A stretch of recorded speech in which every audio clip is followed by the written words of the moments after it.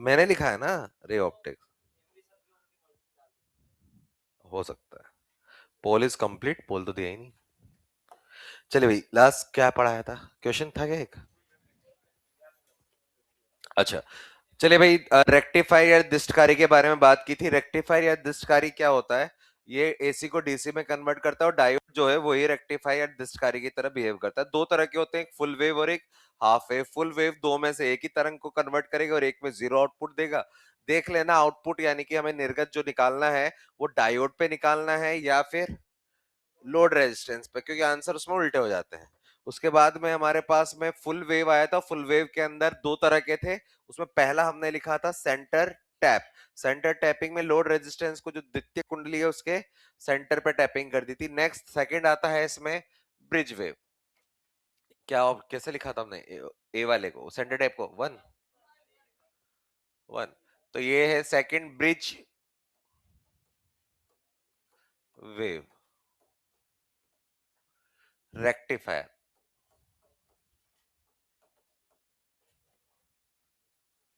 सेतु तरंग, दिष्टकारी। बना लो भाई।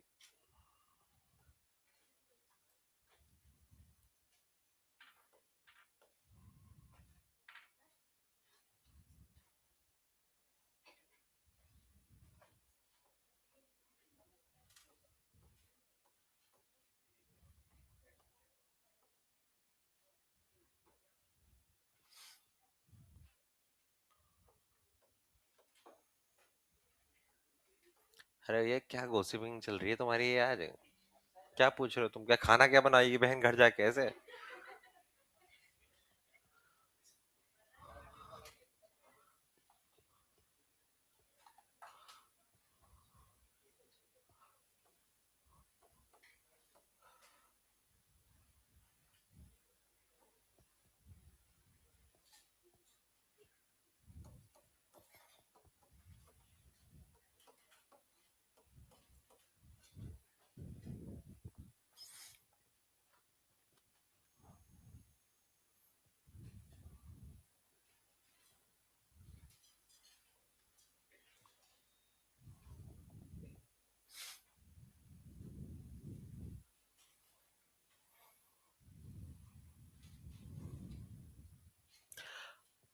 अर्ध तरंग में एक डायोड आया था, सेंटर टेप में दो आया था। एक मतलब हाफ हमेशा वो जरूरी नहीं है। हमने एक क्वेश्चन जो लास्ट में कराया था उसमें तीन थे, फिर भी हाफ वेव वाला आया था। देखना है कि आउटपुट एक ही तरंग आ रही है दो में से तो हाफ वेव है। नेक्स्ट है सेतु तरंग, ब्रिज वेव रेक्टिफायर। ये क्या होता है ध्यान से सुनिए। चार डायोड का सेटअप दिया हुआ है और चार डायोड इस तरह से लगेंगे तभी जाकर कुछ काम बन पाएगा। ध्यान से सुनिए क्या चीज है यार। ये वाला काम, ये तो क्या होता है हमारा, ये क्या चीज होती है? ट्रांसफार्मर, जो अन्योन्य प्रेरण पे यहाँ पर ये अगर इस अनुपात दिया होगा उसका अकॉर्डिंग काम करेगा। अच्छा यार, इस पे इनपुट क्या आएगा? एसी। ये एसी इनपुट आया। अच्छा, अगर मान लो ये ऊंचाई हुआ, यानी कि इसमें आउटपुट बढ़ जाएगा, तो ये हमारा आउटपुट थोड़ा सा ये बढ़ गया मान लो। अब उसके बाद में यहाँ आने वाला है, यहाँ पर इस तरह से दिया जाता है। देखो किस तरह से बनाया, ध्यान से सुनिए। दो डायोड एक दूसरे के समानांतर, ये दो डायोड भी एक दूसरे के समानांतर। अब इनका अरेंजमेंट क्या है वो कैसे याद रख सकते हैं, क्योंकि हो सकता है क्वेश्चन में आया जाए कि हमारे पास में ऐसा कुछ कॉम्बिनेशन दिया हो, उसमें पूछा जा रहा हो इसमें से सेतु तरंग दिष्टकारी कौन सा है, तो उसमें इनका अरेंजमेंट भी बहुत सही होना चाहिए। उसके लिए हम देखते हैं सबसे पहले तो क्या चीज है। सबसे पहले यार ये एसी दिया था, ये एसी अभी भी एसी है। अच्छा, पहली वेव कौन सी आ रही है? पॉजिटिव। और मैंने बोला जब पॉजिटिव होती है तो ऊपर वाला पॉजिटिव और ये नेगेटिव, हमेशा साइन इस वाले का ऊपर वाले को जाता है। हमने अर्ध तरंग में भी ये काम किया, सेंटर टेप में भी ये वाला काम किया। अर्ध तरंग में तो इवन बहुत सारे क्वेश्चंस एग्जांपल लिए थे, उन सबके अंदर यही काम किया था। जो तरंग का पहला साइन आता है वो इसके पास जाता है। अब जैसे इसके पास आया, अब मैं थोड़ा सा इसको हाईलाइट करना स्टार्ट करूंगा क्योंकि मजेदार कंसेप्ट है यार। यहां से स्टार्ट होगा। अच्छा, कितने रास्ते दिख रहे हैं, लेकिन किस रास्ते पे जाएगा, D1 पे या D4 पे? क्यों D1 पे? फॉरवर्ड, अग्र अभिनीति है, तो यार यहां से ये यहां जाएगा। कितने रास्ते दिख रहे हैं, लेकिन जाएगा कहां? D2 में नहीं जा सकता, पश्य अभिनीति है। तो यहां से लोड रेजिस्टेंस पे चला गया। अच्छा, लोड रेजिस्टेंस पे भी कैसे गया एक बार देख लो वापस से। यार इस पॉइंट को मैंने नाम दिया ए और ये दिया बी। क्या लोड रेजिस्टेंस में जो गया है वो ए से बी होते हुए गया है? ठीक है। फिर उसके बाद में यहां पर पहुंच गया, कितने रास्ते? अब दोनों ओपन है ना।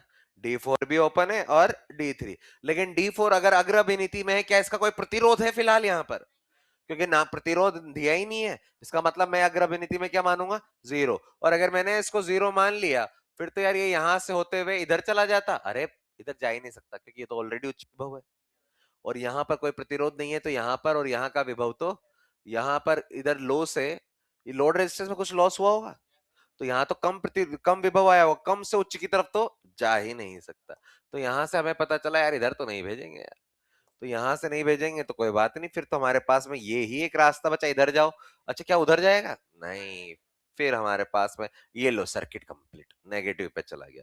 तो मतलब हमारे पास में पहला जो हाफ साइकिल हुआ था, उस पहले हाफ साइकिल के अंदर आउटपुट जो आया, ये आउटपुट हम कहां ले रहे हैं? ओपी, यानी कि आउटपुट एट लोड रेजिस्टेंस।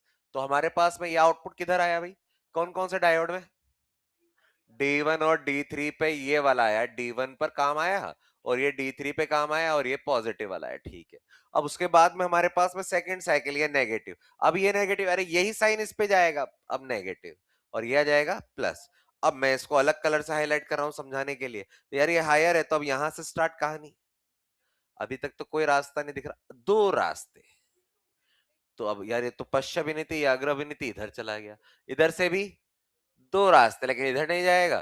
तो यहाँ, अरे अभी भी लोड रेजिस्टेंस में ए से बी ही गया, करंट की डायरेक्शन चेंज नहीं हुई। तो यहां से वापस से इधर आएगा, दो रास्ते, एक D3 और एक D4। तो D3 पे जाता तो वापस इधर ही पहुंच जाता यार। हमें तो सर्किट कंप्लीट करना है लो पोटेंशियल, तो ये इधर, ये सर्किट कंप्लीट।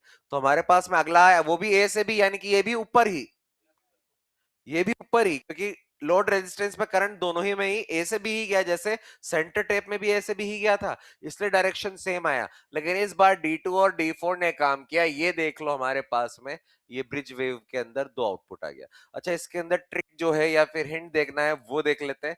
जैसे हमसे पूछा जाएगा कि यार ये चार डायोड है हमारे पास में, ये चार डायोड हमने यहां बना दिए हैं। इन चार डायोड में ये है D1, D2, D3 और ये D4, और नाम दे दिया यहाँ पर P, Q, R और S। हमसे पूछा जाएगा क्वेश्चन में अच्छा यहाँ पर देख रहा हूं इनपुट, एक बार इनपुट यहां से हुआ है और एक बार इनपुट यहां से हुआ है। यहां से मतलब यहां से, है ना। एक बार यहां से हुआ है, एक बार यहां से हुआ है। तो जब भी इनपुट होता है तो वहां पर हमसे पूछा जाएगा इसमें कि इनपुट कहां से होगा और आउटपुट जो है यानी कि निर्गत कहां से आएगा, ये पूछा जाएगा। चार पॉइंट है, PQRS। तो वापस से फटाफट से सुने। इस वाले में देखो, इनपुट का पहले वाले में, ग्रीन वाले में इनपुट कहां हुआ था? जहां एक का अग्र और एक का पश्य दिखा था, मतलब एक का P और एक का N।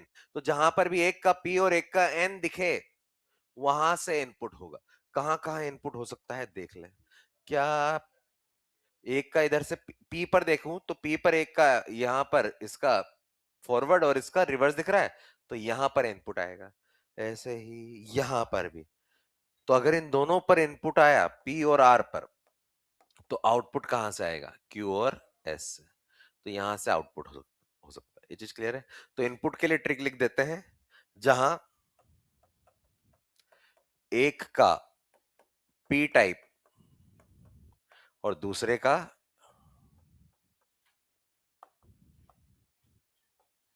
लिखो,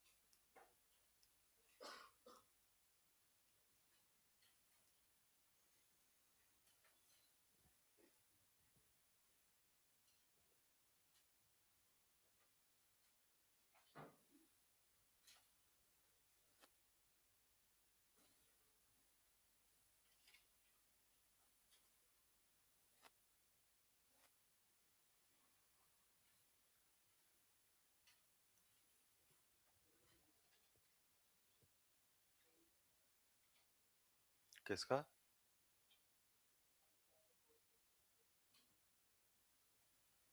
सब पढ़ लिया, खत्म होने को आया, पूछ रहे क्या यूज है दिष्टकारी का। अरे कल ही तो लास्ट क्लास में तो बताया था, फोन चार्जर्स। फोन हमारा सेमीकंडक्टर है, उसको चार्ज करना है तो डीसी चाहिए, लेकिन घर पे आ रहा है एसी, तो एसी को डीसी में कन्वर्ट करने के लिए मशीन चाहिए, वो है ये मशीन है।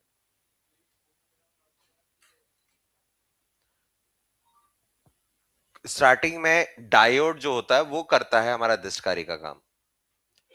अब अच्छा तो पूर्ण तरंग वाला है, लेकिन किसी ने एक ही डायोड लगाया तो उसमें डीसी तो बन रहा है, लेकिन अच्छा डीसी नहीं बन रहा है।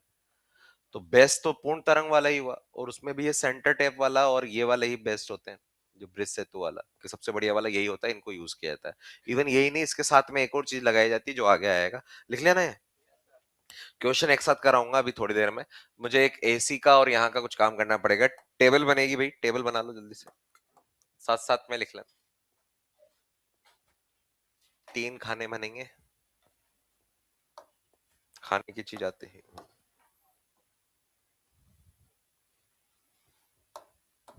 यहां पर है हमारे पास में अर्ध तरंग दिष्टकारी, और ये है पूर्ण तरंग दिष्टकारी। इसके अंदर दोनों चीजें आ गई। इसमें पहला है हम जो यार इनपुट एसी दे रहे हैं, वो इनपुट एसी जो है वो कैसा होगा। तो मैंने पहले बस यहां पर दिखा दिया कि यार ये हमारे पास में इनपुट एसी आ रहा है फिलहाल। ऐसी सेम चीज मैंने यहां पर भी दिखा दिया कि यार इसमें इनपुट तो हम ऐसे ही ले रहे हैं, ये लो इनपुट ऐसे ले, इसका आउटपुट ले रहे हैं यार, आउटपुट। अच्छा, जो आउटपुट आएगा दिशकारी का वो तो क्या बन जाएगा, डीसी। अब मुझे बस ये बताओ कि अगर मैं आउटपुट के बारे में बात करूं, तो आउटपुट अगर अर्ध तरंग वाला हुआ, तो इस वाले का अगर आ गया, मान लो इस वाले का आउटपुट आ गया, तो इसका नहीं आएगा, फिर इसका आएगा, फिर इसका नहीं आएगा। यही अर्ध तरंग होता है। लेकिन यही चीज जब मैं यहां पर करने वाला हूं, तो पूर्ण तरंग में चाहे सेंटर टेप वाला हो चाहे ब्रिज वाला हो, दोनों ही तरंगों का आउटपुट आता है, चाहे वो करंट का है चाहे वोल्टेज का है। ये पूर्ण तरंग, दिश तो दोनों ही है, क्योंकि दोनों में दिशा बंद होनी बंद होगी। अब यहां पर ये दोनों मैंने एक साथ क्यों लिखा है, यार मुझे क्या करना है, मुझे आवृत्ति देखनी है। किसकी, आउटपुट की, जो हमारा निर्गत आया उसका। अच्छा, ये जो इनपुट है इसकी फ्रीक्वेंसी हमने क्या मान लिया, एफ। ध्यान से सुनिएगा क्या चीज है यार। एसी में पढ़ा होगा, कहीं ना कहीं सर्कुलर में भी आया होगा, कि अगर कोई समय अंतर, समय, टाइम पीरियड हो गया बोलते हैं, आवर्तकाल, सॉरी, हाँ याद नहीं। आवर्तकाल जो है वो टाइम होता है जिसके पश्चात वो मोशन फिर से रिपीट हो। तो मुझे ये बताओ यार, इस वाले में मोशन रिपीट यहां से हो रहा है, मतलब ये हो रहा है, उसके बाद में वापस से रिपीट हो गया। यही कारण है कि तुम इसको क्या बोलते हो, आवर्तकाल, टाइम पीरियड, क्योंकि हर ये इसके बाद में फिर से रिपीटेशन स्टार्ट हो गया। अब मुझे बताओ यार, अगर इसका आवर्तकाल यहां से यहां तक, ये टी मान लो, ये आवर्तकाल है इनपुट का, क्या यहां पर देखना, इसका जो आउटपुट आया, क्या वापस से रिपीटेशन स्टार्ट हो गया, क्या पुनरावृत्ति स्टार्ट नहीं हुई, अब स्टार्ट हुआ है। तो क्या ये वाला टाइम भी वही रहेगा, मतलब इसका आवर्तकाल भी वही है, इतने टाइम भी अभी भी वही लग रहा है टाइम। ये इनपुट था जो हमने निवेश किया था, और ये आउटपुट है, यानी कि टाइम पीरियड में कोई चेंज नहीं आया। और टाइम पीरियड में चेंज नहीं आया तो फ्रीक्वेंसी तो टाइम पीरियड का उल्टा होती है। तो यहां से पता चला कि इसकी जो आवृत्ति आएगी वो वही आवृत्ति होगी जो पहले वाले की होगी। अगर इसकी आवृत्ति एफ है तो इसकी आवृत्ति भी सेम होगी, क्यों, क्योंकि टाइम पीरियड सेम। लेकिन ये चीज यहां देखो, क्या यहां से यहां तक ये है टाइम पीरियड, लेकिन इस वाले में तो रिपीटेशन यहीं से स्टार्ट हो गया, यानी कि कितने टाइम में, आधे टाइम में। तो यहां से जो आवृत्ति आएगी, अरे टाइम पीरियड हो गया आधा, तो फ्रीक्वेंसी डबल। तो यहां से हमें पता चलेगा, अगर हमने फुल वेव रेक्टिफायर यानी कि पूर्ण तरंग दृष्टकारी के अंदर जो इनपुट दिया, आजकल चल रहा होगा एसी 50 आवृत्ति वाला, 50 हर्ट्ज की दिया, तो अगर तुमने उसको दृष्टकारी में गुजारा और वो दृष्टकारी अगर अर्ध तरंग वाला हुआ, तो आउटपुट अभी भी 50 वाला ही होगा। लेकिन अगर वो पूर्ण तरंग हुआ तो अब आवृत्ति 100 हो जाएगी। ये इसका फायदा है, ये काम में आएगा न्यूमेरिकल्स में।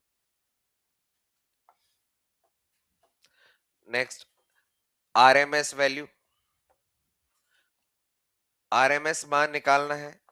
अब ये आरएमएस जो है, या तो वो तुम वोल्टेज का आरएमएस निकालो या फिर धारा करंट का आरएमएस निकालो।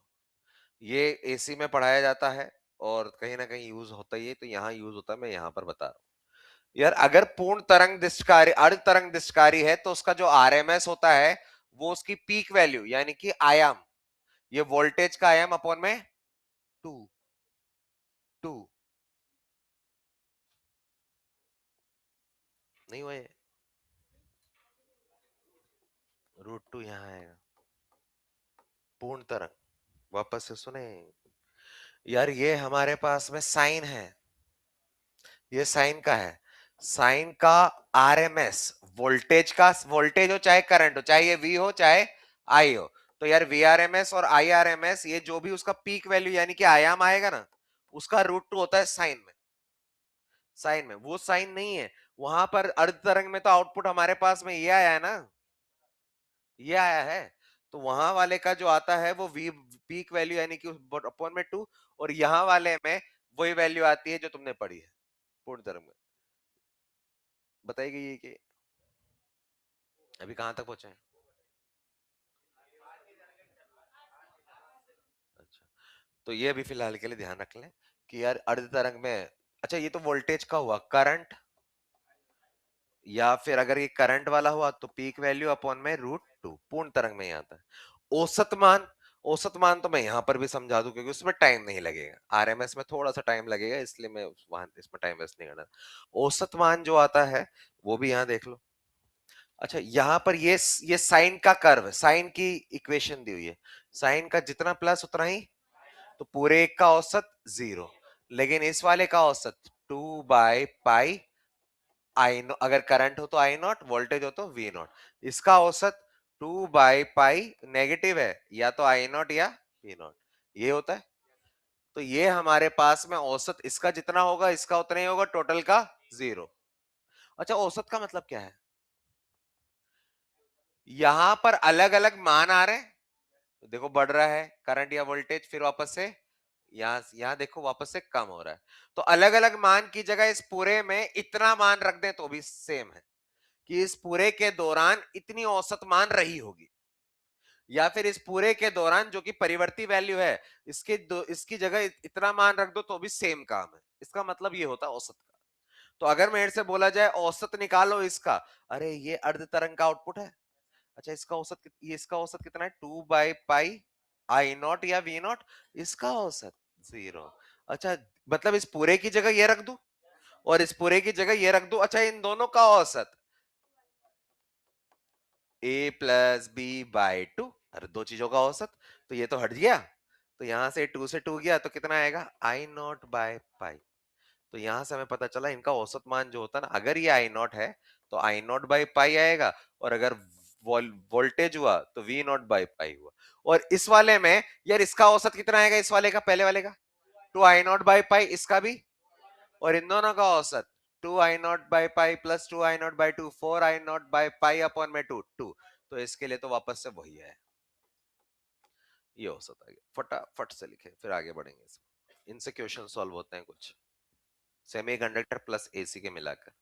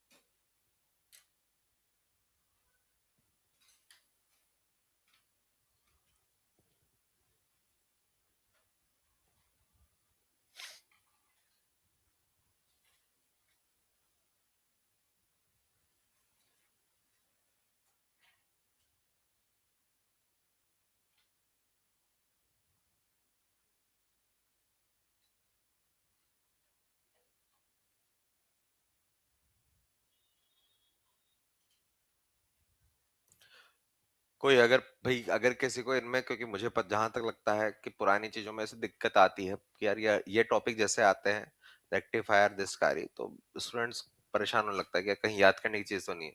तो ऐसी चीजों को समझने के लिए किसी ऐसे बंदे को ऐसे समझो खुद कि भाई कोई लेमैन आदमी, मतलब जिसको कुछ नहीं पता है साइंस का, उसको समझाना है तो क्या बनेगा। जैसे हमें दिष्टकारी दिष्ट धारा बनाएगा, इनपुट आएगा एसी, घर में आता है एसी, लेकिन कुछ मशीनों को चाहिए डीसी, तो बीच में लगाना पड़ेगा दिष्टकारी। और दिष्टकारी दिशा जो परिवर्तित होती है उसको परिवर्तित होना बंद करवाएगा, मतलब आउटपुट एक ही दिशा में रखेगा। या तो दोनों तरंगों को बना दे या फिर किसी दो में से एक को। तो एक को बना रहा है तो अर्ध, और पूरे को बना रहा है तो पूर्ण। अब अर्ध तरंग जो होती है वो, उसमें हमारे पास में आउटपुट जो आता है उसकी आवृत्ति इनपुट के बराबर आती है, और पूर्ण तरंग में डबल आ जाती है, क्योंकि डायग्राम देख लो ऐसा है, दोनों तरंग उनके औसत मान, उनके आरएमएस मान, ये सब काम आते हैं न्यूमेरिकल में। तुम्हें पता चलेगा ये सब मैं सिर्फ याद करने के लिए नहीं, कुछ क्वेश्चंस करवाने हैं, इसलिए मैं यहाँ पर इसको लिखवा रहा हूँ कि यार वो एसी का यूज यहाँ पर आएगा। लिख लिया क्या? नेक्स्ट देखते हैं, इसमें इसी में दो तीन पॉइंट और बचे हैं, उनको भी आगे बढ़ाते हैं कि यार और कहां कहां हम इससे कुछ आउटपुट निकाल पाएंगे। यार एक पॉइंट होता है जिसको हम बोलते हैं form factor. Form factor Hindi में भी यही बोलते हैं। ये हायर स्टडीज में आता है, बहुत मतलब पढ़ा जाता है, लेकिन बस मैं बता रहा हूं आरएमएस। अगर तुम्हें एसी दिया हुआ है, एसी वहां पर भी निकाल सकते हैं। अगर तुम्हें किस फॉर्म फैक्टर जिसको एफ बोला जाता है वो क्या होता है, ध्यान से सुनिए। वो होता है अगर तुम्हें किसी का भी आरएमएस मान पता हो और किसी का भी औसत मान पता हो, तो आरएमएस मान अपॉन में औसत मान उसका फॉर्म फैक्टर कहलाता है। चाहे वोल्टेज का अनुपात ले लो, चाहे करंट का अनुपात ले लो, चाहे तुम इस वाले टॉपिक में फुल वेव हाफ वेव में ले लो, चाहे तुम रेक्टिफायर मत पढ़ो। क्या ये औसत और आरएमएस तो एसी में भी पढ़ते हैं? तो औसत और आरएमएस, वहां पर आरएमएस और औसत से अगर डिवाइड कर दूं किसी भी चीज को तो वो उसका फॉर्म फैक्टर आ जाता है। तो ये पूछा जा सकता है फॉर्म फैक्टर क्या होगा। तो अब मैं ये हाफ वेव में ले रहा हूं। अच्छा, हाफ वेव में फॉर्म फैक्टर जो आएगा आरएमएस। अच्छा, वोल्टेज वोल्टेज का गेम खेलने। अच्छा, ऐसा करो करंट का भी लिख लो, वरना तुम सोचोगे अच्छा वोल्टेज वाले को ही कहते होंगे। तो यार मैं वोल्टेज वाले के लिए, क्या वोल्टेज के लिए वी नॉट बाय टू होता है, और ये वाली वैल्यू कितना आया था, वी नॉट बाय, ये वी नॉट बाय पाई। तो यहां से वी नॉट से वी नॉट उड़ गया, ये आ जाएगा pi by two. Pi by two होता है फॉर्म फैक्टर हाफ वेव का। ये तुम किसी के लिए भी निकाल सकते हो। इवन साइन के लिए, जैसे मैं अभी थोड़ी देर पहले मैंने एक एग्जांपल लिया था, मैं तो एसी पढ़ रहा हूँ यार, छोड़ो यार। अच्छा, एसी में साइन की इक्वेशन है। साइन की इक्वेशन में आरएमएस जो होता है वो V naught by root two होता है, और एवरेज कितना होता है, जीरो। एवरेज जीरो होता है। अच्छा, एवरेज आधे साइकिल के लिए two I naught by pi. तो यार इससे भी तो कुछ बन जाएगा, इससे भी तो आरएमएस और एवरेज को अनुपात लेंगे तो उससे भी फॉर्म फैक्टर बन जाएगा। किसी का भी आरएमएस और एवरेज के अनुपात से फॉर्म फैक्टर बन जाता है। यहां ले फुल वेव के लिए, तो आरएमएस कितना है, V naught by root two, और यह आ जाएगा two V naught by pi. तो यहां से आ जाएगा ये पाई अपॉन में टू रूट टू। ये याद नहीं करना, बस ये भी ध्यान रखना है कि ऐसे होता है। वैल्यू तो खुद निकाल लोगे, है ना। लास्ट है, एक और चीज होती है लास्ट, सेकंड लास्ट है रिपल फैक्टर। रिपल फैक्टर जिसको शॉर्ट फॉर्म में आर बोलते हैं, इसको बोला जाता है उर्मिका, उर्मिला, उर्मिका, उर्मिका गुणांक। क्या चीज होती है, ध्यान से सुनिए। यार हमारे पास, मैं यूं ही रफली बना रहा हूं यार, ये एसी, एसी से हमने क्या किया, डीसी बना, ये बना एक में, और एक में ये ऐसे बना। यार ये बार बार वैल्यूज चेंज कर रहा है। एक तरह से जैसे तुम पत्थर, पानी में पत्थर फेंकते हो तो तरंगे आती है, उन तरंगों को उर्मिकाएं कहते हैं। रिपल्स वेव, रिपल वेव्स, उर्मिका, वो ऐसे पानी में ऐसे चलती है, क्लास 11 की वेव में आता है। तो ये रिपल फैक्टर यहाँ क्यों आया, क्योंकि यार हम तो बना रहे हैं डीसी, और इंसान जो है नॉर्मली सोचता है कि डीसी मतलब करंट है, ऐसा 2 एम्पियर मतलब 2 एम्पियर। जबकि एक्चुअल में डीसी करंट जो होता है वो अपनी वैल्यू चेंज भी कर सकता है, बस डायरेक्शन चेंज नहीं करना चाहिए। तो अगर हमारे पास में ये डीसी है तो ये भी डीसी है, लेकिन यार ये उर्मिका वाली डीसी है, यानी कि इनमें तरंगे बन रही हैं। ऐसा लग रहा है जैसे मानो जब एसी से डीसी बनाया गया होगा तो एसी के कुछ गुण अशुद्धियां अभी भी आ गई है, अभी भी है। तो इसको बोलते हैं रिपल फैक्टर। जितना ज्यादा रिपल फैक्टर होगा यानी कि उस डीसी में एसी की अशुद्धियां अभी भी है, तो ये चीज होती है ये रिपल फैक्टर। और इसका मान जो होता है अंडर रूट में, ये जो फॉर्म फैक्टर आया उसका स्क्वायर -1 डायरेक्ट याद करवाया जाता है कि हाँ ऐसे इसका ये होता है, इसका ये होता है। लेकिन हायर स्टडीज में पढ़ते हैं फिजिक्स के अंदर कि रिपल फैक्टर जब भी निकाला जाता है कहीं पर भी, तो आरएमएस मान और औसत का जो अनुपात आता है फॉर्म फैक्टर एफ, उसका स्क्वायर करते हैं, उसमें -1। देखो मैं खुद वैल्यू निकालता हूँ। चलो भाई इसके लिए वैल्यू निकालना है, पहले वाले के लिए।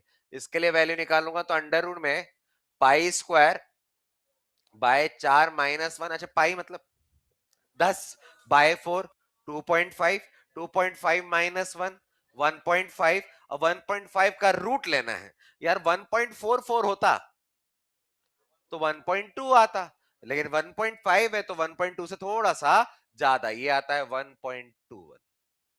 1.2 की जगह 1.21 स्क्वायर करके देख लो, 1.5 आ जाएगा। ऐसे ही हमारे पास में अगर मैं इस वाले में देखो, पता होना चाहिए मीनिंग रिपल फैक्टर का मतलब क्या होता है यार। जब डीसी बना रहे हैं तो डीसी नॉर्मली लगता है कि करंट तो ऐसे सीधा जाना चाहिए यार फिक्स, लेकिन ये पल्स के फॉर्म में जा रहा है, यानी कि थोड़ा बहुत एसी के गुण अभी भी है।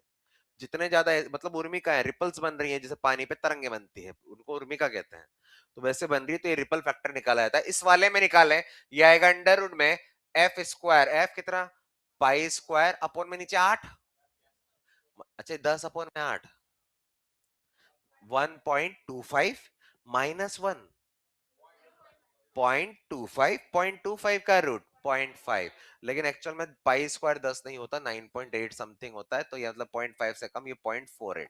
देख लो इसमें उर्मिकाएं कम है और उसमें उर्मिकाएं ज्यादा है। तुम देखो तो सही कैसे है यार। ये अर्ध तरंग है तो देखो इसमें उर्मिका जो बन रही है ये ऊपर नीचे ज्यादा चल रहा है।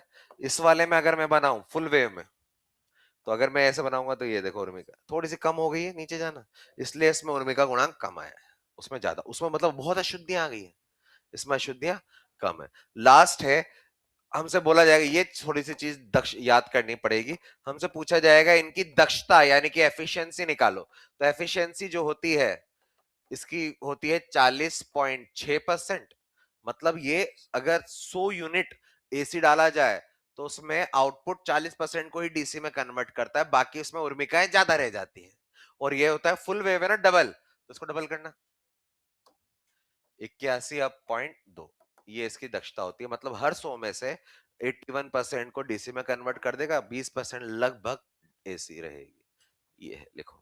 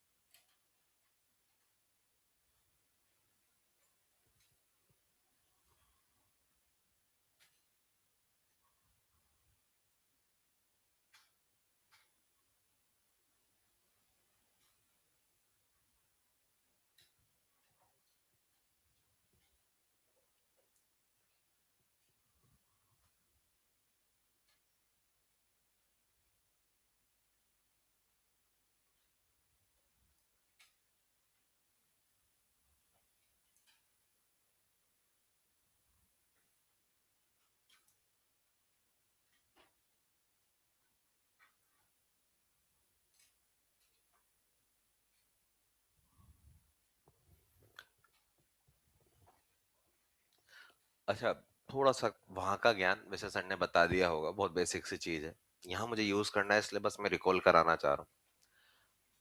अगर किसी एसी सर्किट में वोल्ट मीटर का पाठ्यांक 220 वोल्ट है, तो ये कौन वोल्ट तक कौन सी मान है, आरएमएस। बाय डिफॉल्ट जो होता है वो आरएमएस। क्यों?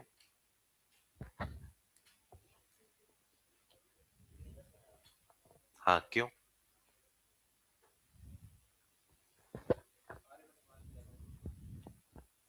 ये तुम्हारे लिए होमवर्क है आज का। तुम्हें पता करके बताना है क्यों। एआर का क्वेश्चन बनेगा कि बाय डिफॉल्ट वोल्टेज या करंट जो होता है एसी में वो हम क्या बोलते हैं, आरएमएस। चलो एक हिंट, एक और क्वेश्चन पूछ ले तो वो हिंट भी बन सकता है। और यही चीज जब तुम करंट इलेक्ट्रिसिटी में पढ़ते हो ना, वोल्ट मीटर और एमीटर, वहां की जो रीडिंग होती है वो कौन सी होती है, औसत। क्यों? अगर मेरे से क्वेश्चन में बहुत डिटेल में पूछ लिया जाए कि अगर मान लो एक बैटरी लग रही है, बैटरी मतलब डीसी करंट इलेक्ट्रिसिटी का क्वेश्चन, उसमें अमीटर का पाठ्यांक 5 एम्पियर है, तो वो 5 क्या है, औसत मान। और अगर बैटरी की जगह एसी लगा दे, गोला बनाकर ऐसे एस बना दे सीधा, तो वो वही करंट 5 एम्पियर आरएमएस होगा। क्यों? ये तुम्हारे लिए क्वेश्चन है, लिख लिया गया। पता कर लोगे ना, किसी टीचर से नहीं पूछोगे, टीचर से नहीं पूछोगे। टीचर से पूछोगे तो फिर तुमने क्या ही किया। सोचो, गलत ही सोचो क्या है, पर किसी से पूछ लोगे तो फिर तो चीटिंग हो गई। हाँ, एसी।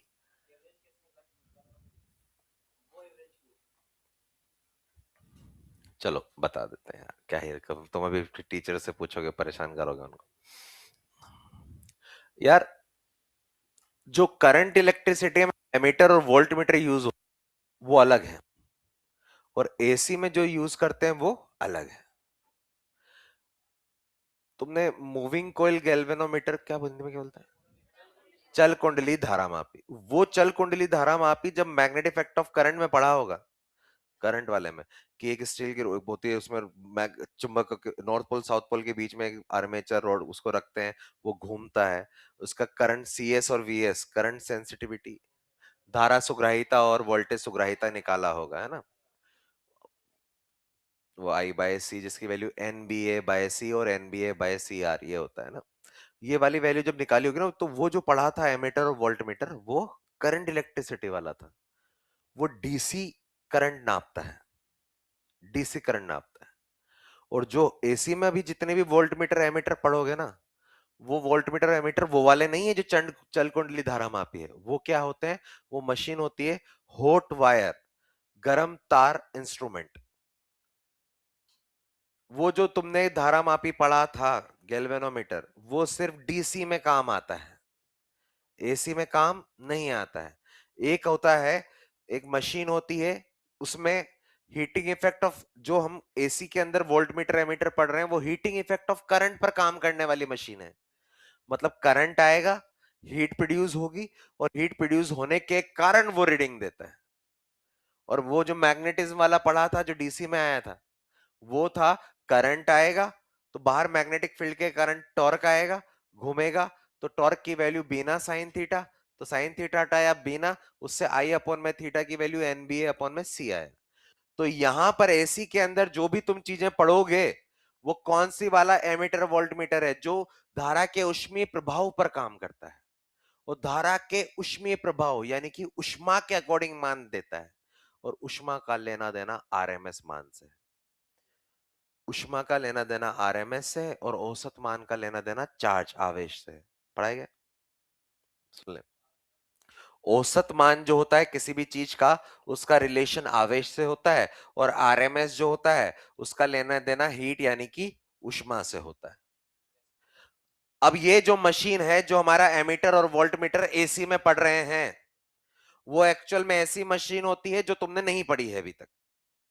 जो चल कुंडली धारा मापी में पढ़ा था, उसके अंदर एक कोयल होता है, मैग्नेट्स के बीच में होता है, करंट आएगा, टॉर्क लगेगा, घूमेगा, फिर वहां पर वो सी आई और वी आई यानी कि धारा सुग्राहिता और वोल्टेज सुग्राहिता पढ़ा था, वो हीटिंग इफेक्ट ऑफ करंट पर काम नहीं करता है, वो किस पे काम करता है, magnetic effect of current. Current आएगा तो मैग्नेटिक फील्ड के कारण टॉर्क आया, वो वाला पार्ट था।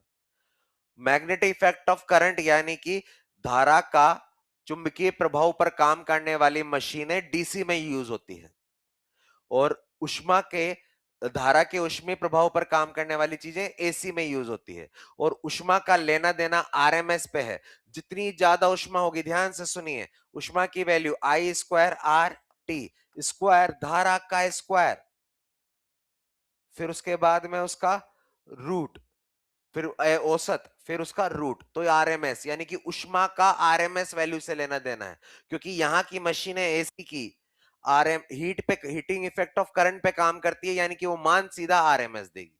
तो वहां के एमीटर और वोल्टमीटर अलग होते हैं और यहाँ के एमीटर और वोल्टमीटर एकदम अलग होते हैं। यहाँ एसी में जो एमीटर वोल्टमीटर पढ़ रहे हो, उसकी संरचना में वो चल कुंडली धारा मापी है ही नहीं, मैग्नेट्स है ही नहीं। उनके वोल्टमीटर और एमीटर यहाँ के जब हम पढ़ें, तुम पढ़ोगे कभी देखोगे, तो उसमें सिर्फ एक तार है, तार के अंदर एक जैसे हीटर की कोयल होती है वैसे होता है, जितनी ज्यादा ऊष्मा उतना ज्यादा मान, ऐसे आता है। तो मतलब वो धारा के ऊष्मीय प्रभाव पर काम करते हैं। और अगर करंट ज्यादा आएगा तो हीट ज्यादा आएगी, हीट ज्यादा आएगी तो हीट का लेना देना आरएमएस है, इसलिए ये आरएमएस वैल्यू देते हैं। और वहां पर वो धारा के चुंबकीय प्रभाव पर काम करते थे डीसी वाले, इसलिए वो औसत देते थे, वहां औसत करंट यूज होता है, ये कारण। चलिए भाई क्वेश्चन देखिए एक तो, जो हमने अभी थोड़ी देर पहले पढ़ा है। क्वेश्चन में बोला गया है, मैं इस ये वाली लाइन इसलिए बोली थी कि मैं क्वेश्चन के अंदर ये वाली चीज बता रहा हूं, ये यार ये कौन सा सोर्स दिया है, एसी। अच्छा मुझसे बोला जा रहा है इस एसी का पाठ्यांक 20 वोल्ट है, आरएमएस। तो ये 20 वोल्ट वोल्ट मीटर होगा, लेकिन ये वोल्ट मीटर आरएमएस, क्योंकि ये धारा के उसमें प्रभाव पर काम करने वाली मशीन है। अच्छा ये बीच में क्या लगा दिया देखना, और डायोड क्या होता है, रेक्टिफायर।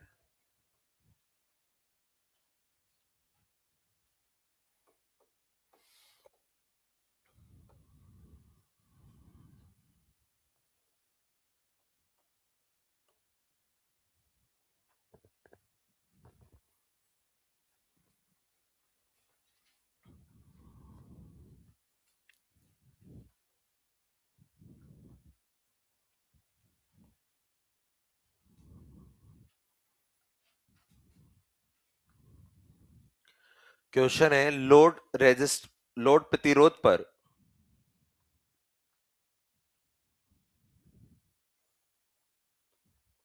प्राप्त निर्गत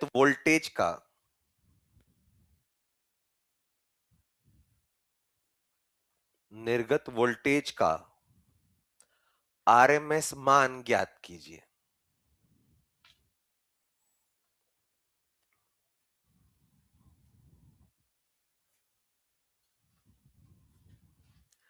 ध्यान से सुनिए यार, ये वाली वैल्यू क्या है, इनपुट है ये, अलग पेन से लिख रहा हूं, इनपुट है, और इनपुट में भी क्या माना जाएगा इसको, आरएमएस।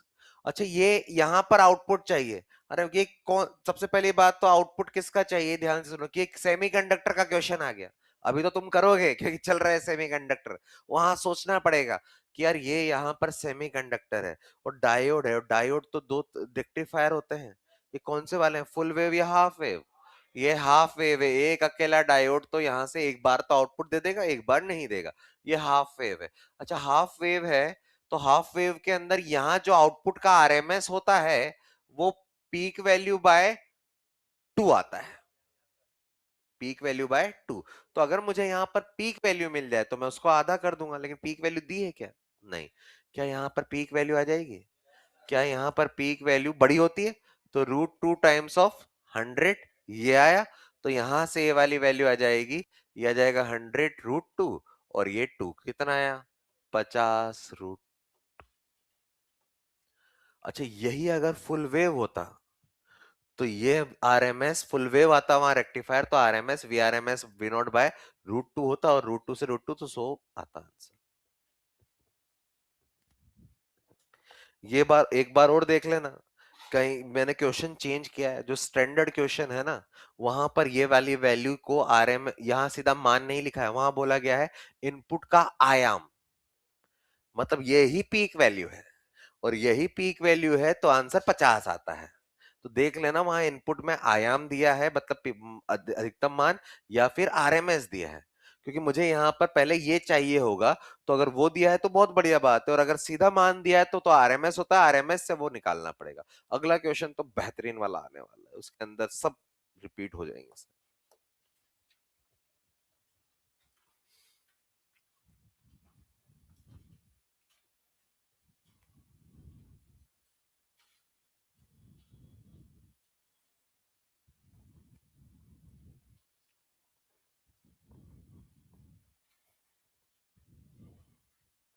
बड़े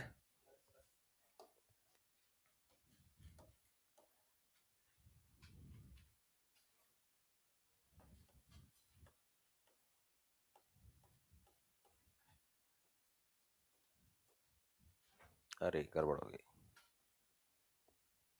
रुको।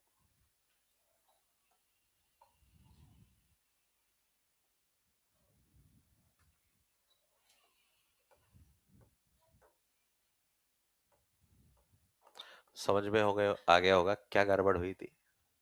क्वेश्चन को हमें थोड़ा कॉम्प्लिकेट करना था, वो नहीं हो पा रहा था। यहां ये अभी तक का कहां का क्वेश्चन है? ट्रांसफॉर्मर, डायोड वायोड तो दिए ही नहीं है, तो ये सेमीकंडक्टर का क्वेश्चन नहीं है। तो मुझे बता सकते हो क्या क्या दिख रहा है?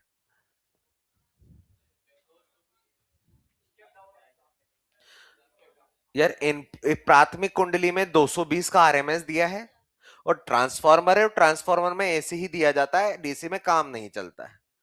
और ये 20:1 का रेशो दिया हुआ है, यानी कि 20 को 1 में बदलेगा तो 220 को 11 वोल्ट में चेंज करेगा। मतलब यहां पर आने वाला ये अप चाहिए, ये 11 वोल्ट आने वाला, लेकिन क्या आएगा वो 11 वोल्ट, एसी या डीसी? अब उसके बाद एसी या डीसी? अभी भी एसी आएगा, इनपुट और आउटपुट। घर में बाहर जो मोहल्ले में ट्रांसफार्मर है उसका इनपुट भी एसी है और आउटपुट भी एसी है, तभी तो यहां पर एसी पहुंचा है। अब उसके बाद में फिर से क्या आ गया? डायोड। ये कौन सा डायोड है? अग्र डायोड, हाँ, वो तो अभिनीति होती है। ये रेक्टिफायर मानू तो कौन सा हो सकता है अकेला? हाफ है। उसके बाद में हमारे पास में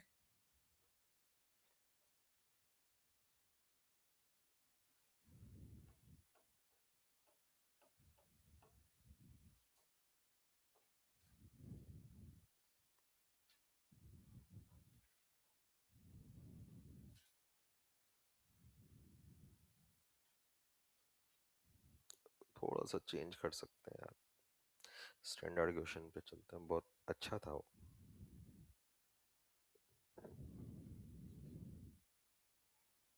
था ये यही है। क्वेश्चन में बोला जा रहा है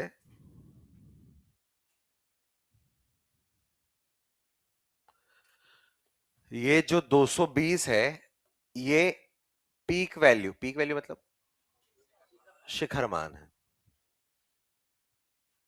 लोड रेजिस्टेंस पर करंट का आरएमएस मान ज्ञात कीजिए।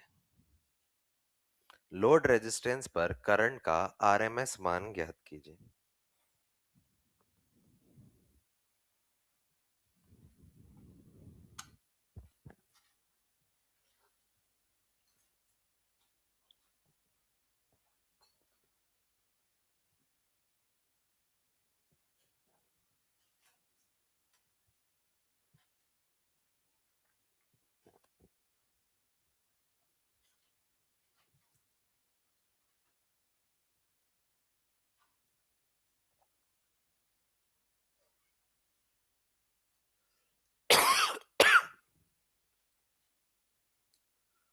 आधे से ज्यादा तो मैंने ही बता दिया, अब तो तुम ही बता दो यार।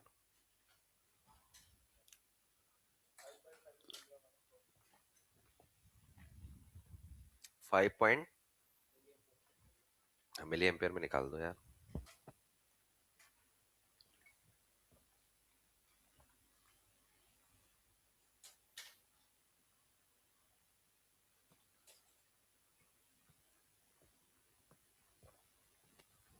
कितना? 550 0.55 मिली एम्पियर।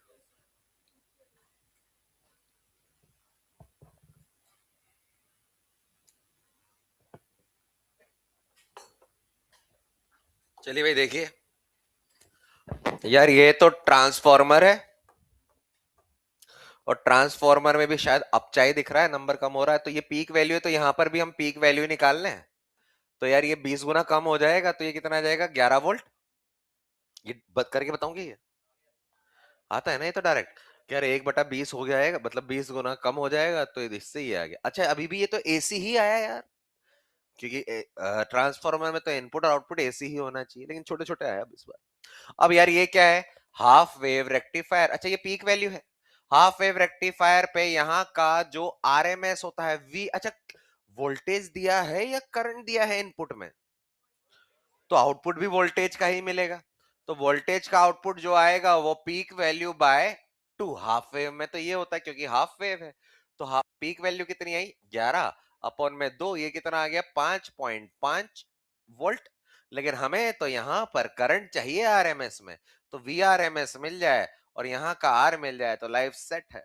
तो ये 5.5 अपॉन में 10 इंटू 10 की घात 3, तो 0.55, और ये ऊपर जाएगा तो मिली एम्पेयर। बहुत अच्छे क्वेश्चन में से एक है, उसके लिए बस समझ में आना चाहिए कि बेसिक चीजें क्या है।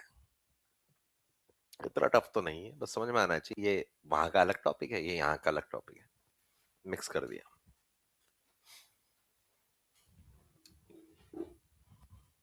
आने लायक क्वेश्चन है नीट इस बार का, इस वैरायटी का।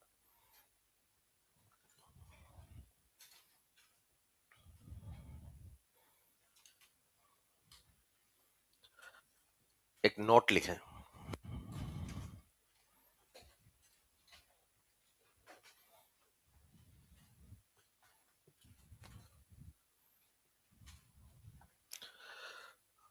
दिष्टकारी से प्राप्त आउटपुट में,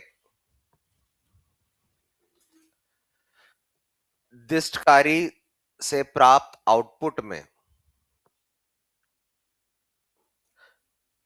एसी की अशुद्धियां, एसी मतलब अल्टरनेटिंग करंट प्रत्यावर्ती धारा, एसी की अशुद्धियां ब्रैकेट में उर्मिकाएं, दिष्टकारी से प्राप्त आउटपुट में एसी की अशुद्धियां ब्रैकेट में उर्मिकाएं हटाने के लिए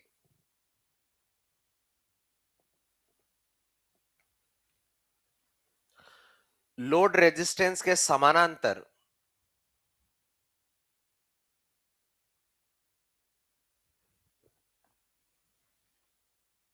एक संधारित्र फिल्टर लगाया जाता है।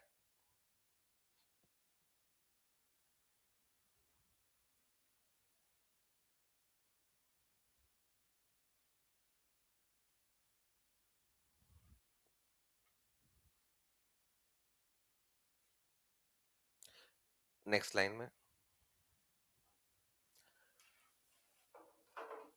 उर्मिकाएं कम करने के लिए, उर्मिकाएं कम करने के लिए संधारित्र की धारिता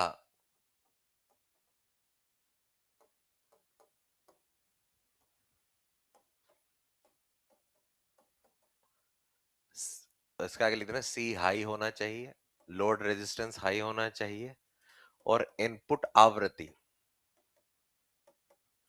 सब हाई होना चाहिए। चलिए भाई समझें क्या चीज है, ये क्वेश्चन बन सकता है कि क्या, पहले तो बस देखेंगे क्या काम है। अच्छा देखो रफली मैं बना रहा हूं क्या चीज है यार। हमने सही बोलूं तो जो हमारा फोन का चार्जर होता है ना, उसमें ये सारे, अब ये कंप्लीट हुआ है हमारा फोन का अडाप्टर पूरा, सारी चीजें आ गई है यार। ये मैंने बोला था फोन 220 वोल्ट सहन नहीं कर सकता है, इसलिए पहले क्या करना पड़ेगा, अपचाई ट्रांसफॉर्मर। तो ये जो पिछला क्वेश्चन था वो अपचाई ट्रांसफॉर्मर लगाया हुआ है, तो घर में 200 अडाप्टर वहां जोड़ा, तो उसको तो उस सॉकेट से क्या मिला 220 वोल्ट। तो 220 वोल्ट का देखो ये क्वेश्चन 220 से 11 पे पहुंचा, अभी तक हमारे फोन तक नहीं पहुंचा है। फोन तो ये रहा लोड रेजिस्टेंस, बीच में कोई रेक्टिफायर आएगा। वैसे तो यार हाफ वेव की एफिशिएंसी दक्षता कम होती है, फुल वेव होना चाहिए, तो फुल वेव मान लो, यहाँ पर फुल वेव है। बीच में ये छोटा सा ट्रांसफार्मर है जो वोल्टेज को कम करता है, फिर वहां पर हमारे पास में दिष्टकारी आएगा जो उसमें से उसकी धारा को चेंज करंट की डायरेक्शन चेंज होना बंद करेगा, फिर यहाँ आ जाएगा। लेकिन यार यहाँ पर फुल वेव भी हो गया चाहे हाफ वेव हो गया, यहाँ तो उर्मिकाएं आ रही है, और अगर उर्मिकाएं आ रही है तो इसमें इसके अंदर इसके समानांतर क्या लगाया जाता है, कैपेसिटर, ऐसे। तो कैपेसिटर लगा दिया जाता है, ये यहाँ पर ये डायोड अगर मैंने बनाया भी सही, तो यहाँ पर ये कैपेसिटर लगा देता है। अब ये फोन लगा हुआ है, यहाँ जाकर पूरा एडाप्टर कंप्लीट होता है हमारा, जो फोन का चार्जर है वो यहाँ कंप्लीट हुआ। क्या हो रहा है ध्यान से सुनिएगा यार, यहाँ पर ये जो एसी आया ये तो ऐसा है, और यहाँ पर जो आया वो या तो हाफ वेव हुआ तो ऐसा आएगा, लेकिन अभी भी उर्मिका है। और अगर उर्मिका है तो यार यहाँ पर तो यार मुझे एकदम फिक्स करंट चाहिए, मैं तो चाहूंगा ना कि करंट ऐसा वाला है, लेकिन ये तो ऐसे ऐसे चल रहा है। तो उसमें क्या किया जाता है, यहाँ पर एक कैपेसिटर लगाया जाता है। ये कैपेसिटर क्या करेगा, भूखा है, स्टार्टिंग में आरसी सर्किट स्टार्ट हो गया, भूखा है तो पूरा का पूरा स्ट्रेट वायर की तरह यहां से करंट को लेगा और यहां पर स्टोर करेगा। अरे स्टोर करेगा तो अब यार याद करो, एक आवेशित संधारित्र तो बैटरी की तरह काम करता है, और जब इसने पूरा आवेश ले लिया तो अब ये चार्ज हो जाएगा, और चार्ज होकर अब ये करंट या तो इधर से या इधर से इसको देगा और एक नियत करंट देगा, और नियत करंट देगा तो अब करंट यहां पर ऐसा आ जाएगा। तो बीच में एक फिल्टर लगाया जाता है, और वैसे भी तुमने पढ़ोगे या पढ़ लिया होगा, आरसी सर्किट चल रहा है, कि कैपेसिटर जो होता है उसमें से एसी सर्किट, एसी करंट जो होता है निकल जाता है ना, डीसी रुक जाता है, एसी, तो यहां पर डीसी को तो स्टोर कर लेता है और एसी को आगे भेज देता है। कैपेसिटर वैसे भी एसी सर्किट, एसी करंट को कोई स्टोर नहीं कर सकता, याद है क्यों? मैंने बोला था एसी करंट का औसत जीरो होता है, एसी करंट का औसत जीरो होता है, और औसत का काम चार्ज से लेना देना है, आरएमएस का काम हीट से लेना देना। तो अगर मेरे से पूछा जाए एक साइकिल में एसी का औसत कितना है, जीरो, यानी कि एक साइकिल में कितना आवेश आएगा, जीरो। इसलिए कहीं पर भी चार्जिंग के लिए एसी यूज नहीं करते हैं, डीसी यूज करते हैं। इसलिए जहां जहां चार्जिंग की मशीनें हैं वहां बीच में एक एडाप्टर आता है जिसमें रेक्टिफायर लगा होता है, क्योंकि एसी को अगर मैं यूज करूंगा तो औसत एक पूरे साइकिल में करंट जीरो आएगा, यानी कि औसत का मतलब चार्ज जीरो आएगा, और चार्ज ही तो करना है और वही नहीं आ रहा है तो क्या ही मतलब है, क्योंकि पहले आधे लूप में जितना चार्ज करेगा अगले आधे में उसी से वापस ले लेगा। एसी में ये होता है, डीसी में चार्ज होता जाएगा। इसलिए डीसी वाला तो यहां आ जाएगा, उसके बाद में ये अब यहां मुझे बोला जा रहा है सबसे, इसको बोलते हैं कैपेसिटर फिल्टर, कि यार क्या होगा, यार इसमें अगर एसी भी, इसमें एक तरह से एसी भी और डीसी भी है, तो यार ये डीसी को तो क्या कर देगा, स्टोर, और एसी को आगे भगा देगा, जैसे ऐसे भगा दिया, तो भगा दिया तो इसने एसी को, डीसी को स्टोर कर दिया, अब ये डीसी को इसको देगा, मतलब एक नियत करंट देगा, नियत करंट देगा तो हमारा फोन चार्ज होना स्टार्ट हो जाएगा। तो इसको बोला जाता है कैपेसिटर का फिल्टर, ये छान रहा है छन्नी की तरह एसी को, और डीसी को बचा रहा है, और डीसी को फिर इसको देगा, तो कैपेसिटर फिल्टर। और बोला जाता है कि अगर कैपेसिटर फिल्टर अच्छे से यूज करना है तो सी ज्यादा होना चाहिए, अरे सी ज्यादा होगा ज्यादा स्टोर करेगा, लोड रेजिस्टेंस ज्यादा होना चाहिए, लोड रेजिस्टेंस ज्यादा होनी चाहिए, साथ में इनपुट की आवृत्ति भी हाई होनी चाहिए। अरे इनपुट की आवृत्ति अगर हाई होगी तो ऐसे यार, एक तो आवृत्ति ये हुई तो आराम से उर्मिकाएं दिखेगी, और एक आवृत्ति बहुत कम हुई तो ऐसे सीधी लाइन दिखेगी, तो इनपुट की आवृत्ति, ये 3 पॉइंट से हमारा ये रेक्टिफायर वाला काम यहीं समाप्त होता है। हेडिंग डालें, ये लिख लेना, और ये एक रफली एक सा डायग्राम बना लो कि हमारे पास में जहां लोड रेजिस्टेंस है वहां पर ये बना दिया, बस ये कैपेसिटर फिल्टर ऐसे समांतर में लगाया जाता है।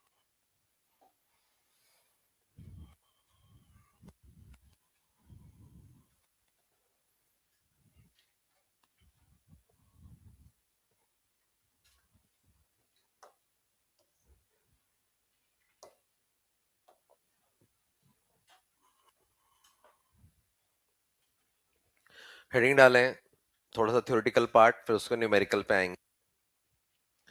भंजन तथा भंजन, भंजन नहीं भंजन, ब्रेकडाउन, भंजन तथा भंजन वोल्टता,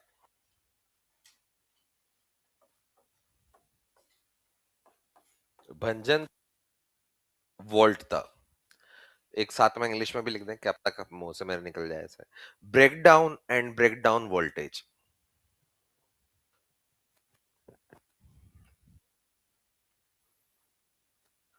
भंजन यानी ब्रेकडाउन, एंड भंजन वोल्टता, ब्रेकडाउन वोल्टेज।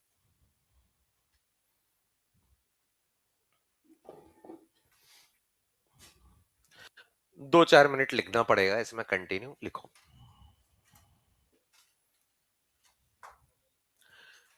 किसी भी डायोड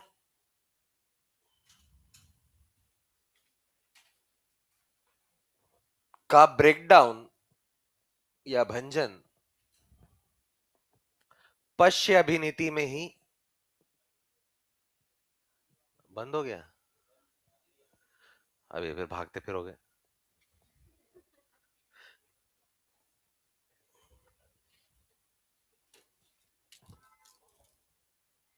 ये रहा सेमीकंडक्टर, ये है ट्रांजिस्टर, निकाल लो, चल नहीं रहा।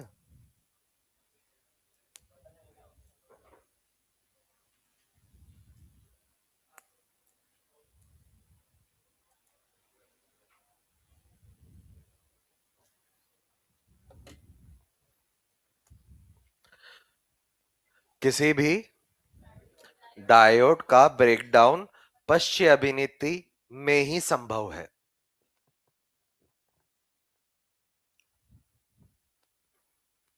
मतलब अगर ब्रेकडाउन पढ़ रहे हैं तो हमें ये मान के चलना पड़ेगा कि डायोड को रिवर्स बायस में लगा रखा है। क्यों लगा रखा है, नेक्स्ट लाइन से स्टार्ट करें। किसी डायोड को रिवर्स बायस आरबी, पश्च अभिनीति, कुछ भी तीनों में से एक भी चीज लिख दो, आरबी, रिवर्स बायस या पश्च अभिनीति, इतनी बार यूज किया तुम समझ जाओ क्या लिखना है। यदि किसी डायोड को पश्च अभिनीति में लगाया जाता है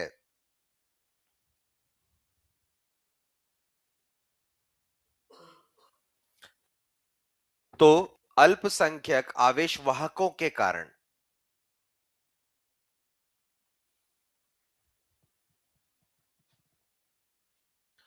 अल्पसंख्यक आवेश वाहकों के कारण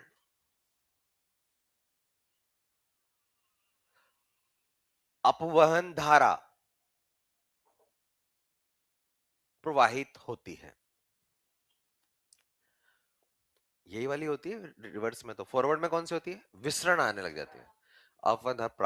अपवन धारा प्रवाहित होती है। यदि अब यदि पश्च अभिनीति वोल्टेज को यदि पश्च अभिनीति वोल्टेज को और अधिक बढ़ाया जाए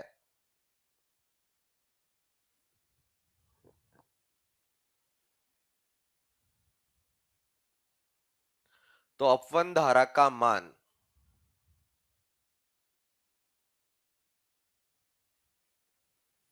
बढ़कर अधिकतम हो जाता है।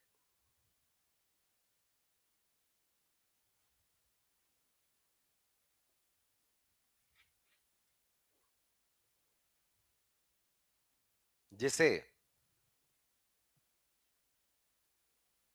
पश्च संतृप्त धारा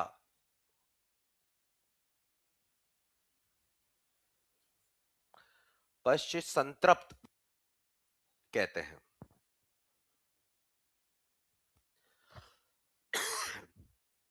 नेक्स्ट लाइन। यदि रिवर्स बायस वोल्टेज को और अधिक बढ़ाया जाए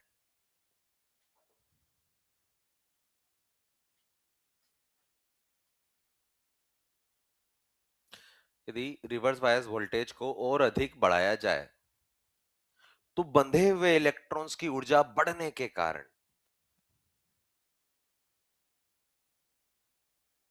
बंधे हुए इलेक्ट्रॉन्स की ऊर्जा बढ़ने के कारण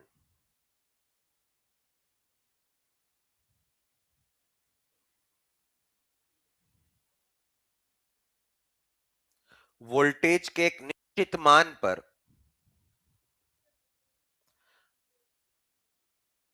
बंधे हुए इलेक्ट्रॉन की ऊर्जा बढ़ने के कारण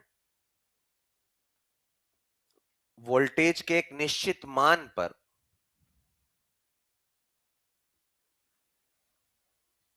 इलेक्ट्रॉन परमाणु से मुक्त होकर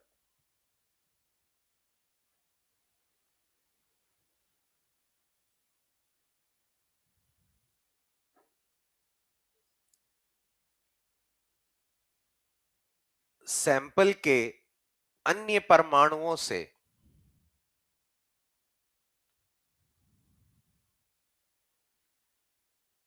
सैंपल के अन्य परमाणुओं से अत्यधिक गति ऊर्जा के साथ टकराते हैं अत्यधिक गतिज ऊर्जा के साथ टकराते हैं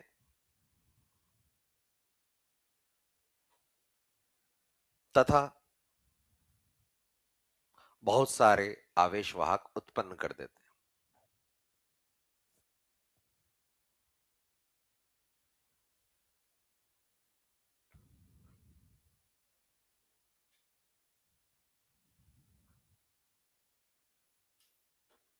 जिससे पश्च अभिनीति में धारा का मान अचानक से बढ़ जाता है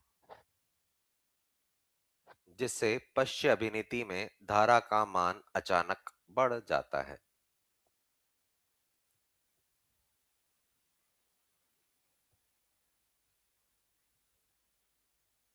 इस वोल्टता को इस वोल्टेज को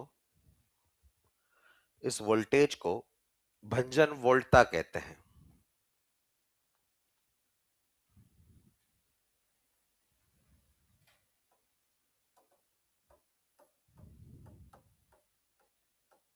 भंजन वोल्टता कहते हैं।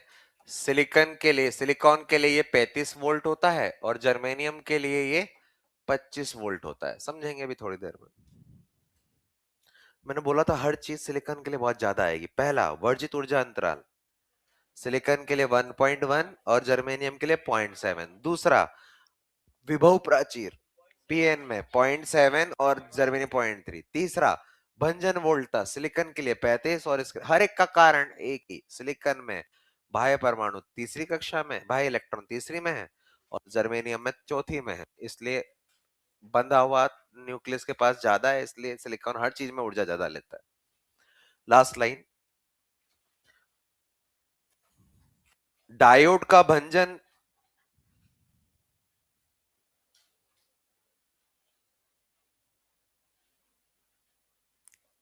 केवल, वो क्या बताया था, अवक्षय या अवशय, अवशय परत क्षेत्र में ही होता है। अवशय परत क्षेत्र में ही होता है।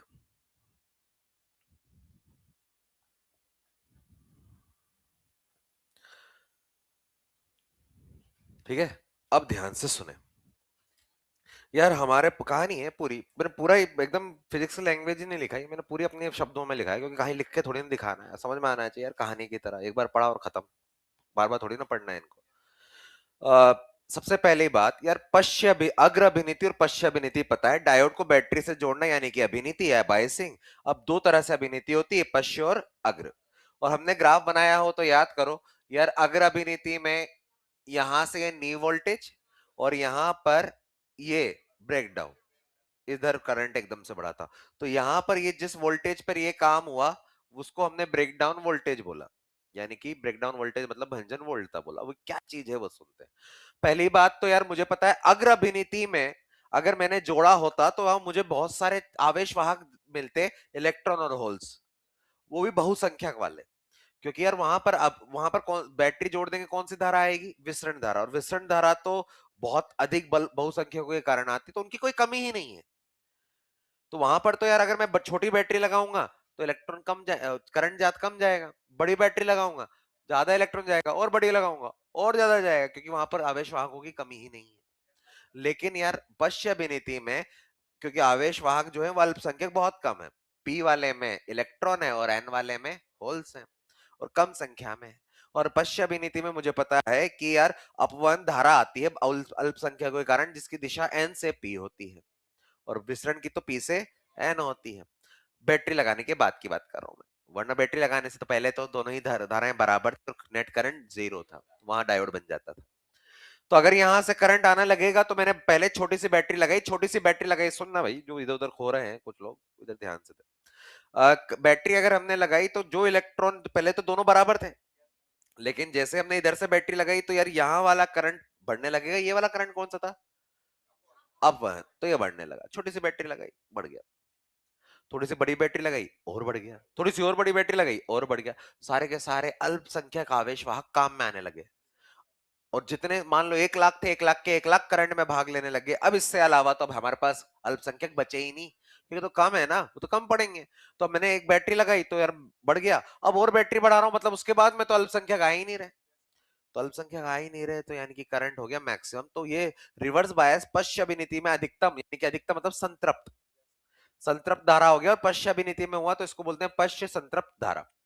अब अगर इसके बाद में तुम और बड़ी बैटरी लगाओगे रिवर्स में, तो ये कोई है ही नहीं। लेकिन यार ये कौन से इलेक्ट्रॉन थे, ये इलेक्ट्रॉन्स और होल्स कौन से थे, अल्पसंख्यक। कैसे बनता है अल्पसंख्यक, ताप द्वारा उत्पादित बॉन्ड टूटने के कारण। और बहुसंख्यक कहां से आते थे, अशुद्धियों से, बाहर से अशुद्धियों से आते थे, डोपिंग से। तो यार ये तो ताप टूटने, तो हमने क्या किया, हमने बैटरी और बढ़ाई, और बढ़ाई तो क्या हो रहा है, ध्यान से सुनिए। अब जो अल्पसंख्यक थे वो तो खत्म, बहुसंख्यक उल्टा तो चलेंगे नहीं, रिवर्स में उल्टा तो चलेंगे नहीं। तो अब हमारे पास में क्या है, जो इलेक्ट्रॉन बंधे हुए हैं, बंधे हुए तो बहुत सारे हैं ना सैंपल में, वो बंधे हुए वो एनर्जी लेने लग गए। क्योंकि मान लो ये एक इलेक्ट्रॉन है, इलेक्ट्रॉन पर मैंने कोई बैटरी लगाई, अरे बैटरी लगाया तो विद्युत क्षेत्र आ गया, बैटरी के कारण तो विद्युत क्षेत्र आया था, और विद्युत क्षेत्र के कारण इलेक्ट्रॉन पर चार्ज पर बल लगता है, Q इंटू ई। तो इस पर बल लगना स्टार्ट हुआ, ये कांपने लगा, एनर्जी बढ़ गई। मैंने और बड़ी बैटरी लगाई रिवर्स में, और कांपने लगा। एक टाइम पर एक ऐसी बैटरी आएगी जहां पर ये बल जो है इसको बांधने वाला बल से ज्यादा हो जाएगा, और ये टूट के जाएंगे।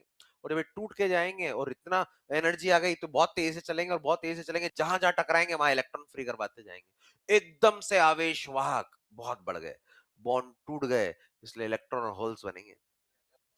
इलेक्ट्रॉन होल्स बनते हैं जब भी बॉन्ड टूटता है, तो इलेक्ट्रॉन्स भी बन रहे हैं और होल्स भी बन रहे हैं। एकदम से पश्चाभिनीति में इस वाले पर एकदम से करंट बढ़ा, क्योंकि आवेश वाहक बहुत आ गए एकदम से।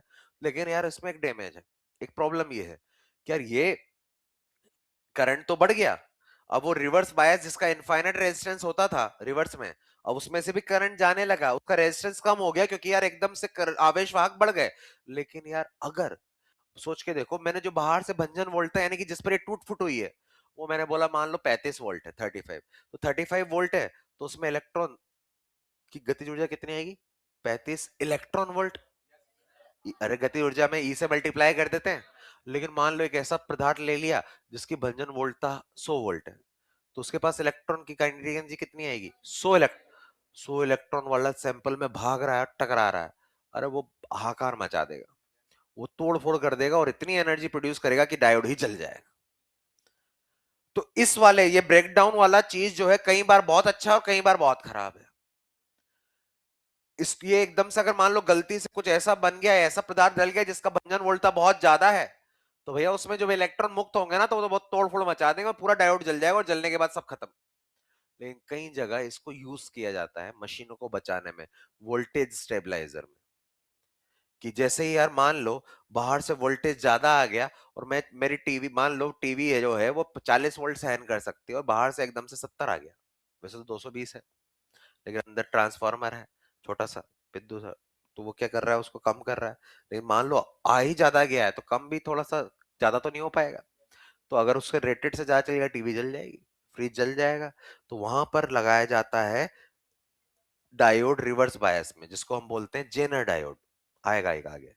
जेनर डायोड वो क्या करता है, रिवर्स बायस में लगाता है, और रिवर्स बायस में जैसे ही बाहर का वोल्टेज ज्यादा हुआ ना, वो ब्रेक डाउन भंजन हो जाएगा, और करंट अपने अंदर से लेने लगेगा। और करंट अगर उसने अपने अंदर से ले लिया तो टीवी को करंट से बचा लिया, टीवी में अब करंट कम जाएगा, जो ज्यादा जा रहा था, टीवी बच गई। वो हम यहाँ सीखने वाले हैं। तो ब्रेकडाउन समझ में आया क्या? ये अच्छा, ये वाली लास्ट लाइन लिखी है हमने, ये कहां पर होता है? अपक्षय क्यों वहां होता है? क्योंकि मुझे तो ये चीज कहाँ करवानी है, जहां पर बंधे हुए इलेक्ट्रॉन उनको तुड़वाना है, और बंधे हुए इलेक्ट्रॉन कहाँ होते हैं? अवशय में। बाकी सब जगह तो मुक्त होते हैं, तो अवशय परत के अंदर ही तो चार्ज फ्री, मूवेबल चार्ज नहीं होते, फ्री चार्ज, तो वहां पर ये होता है। ये लैंग्वेज क्वेश्चन है बहुत बढ़िया, कि अगर मुझे ब्रेक डाउन करवाना है तो कौन सा क्षेत्र सबसे बढ़िया है, अवशय परत वाले पे ये वाला काम होगा। अब ये दो तरह के, नेक्स्ट पॉइंट लिखें, दो तरह के भंजन संभव है, दो तरह के भंजन संभव है। पहला है Zener breakdown,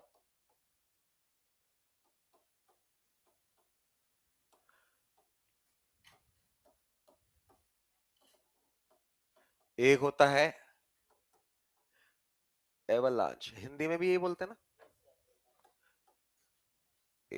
avalanche, avalanche, avalanche.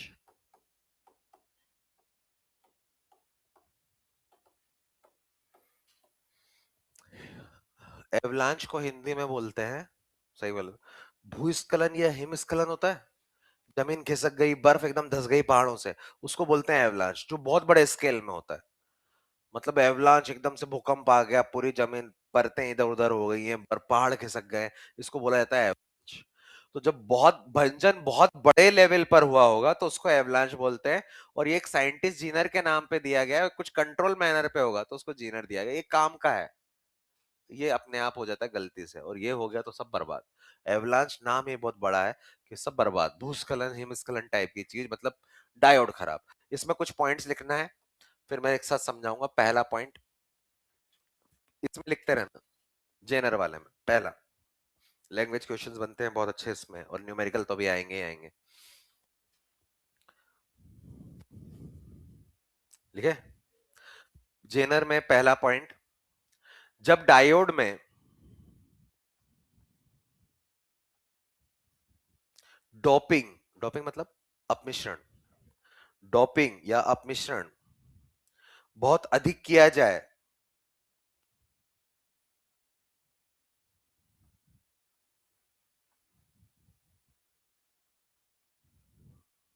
Second point. Doping अधिक होने के कारण अवक्षय परत की चौड़ाई इसमें कम होती है।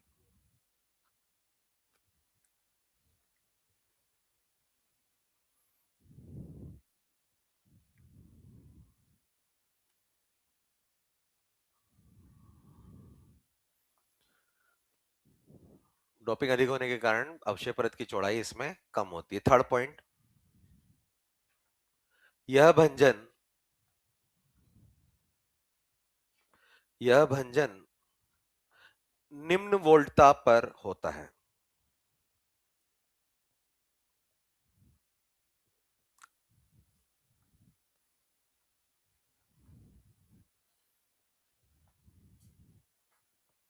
फोर्थ,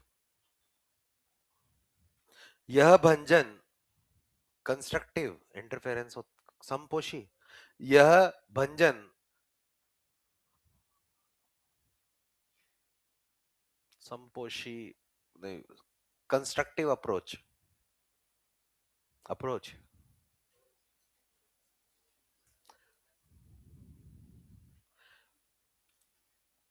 यह भंजन एक समपोषी अप्रोच है।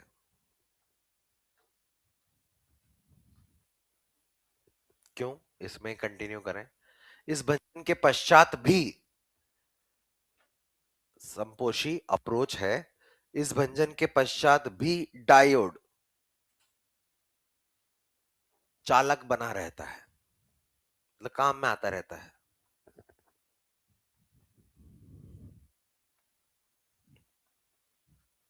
इसमें last example Zener diode, example है जीनर डायोड,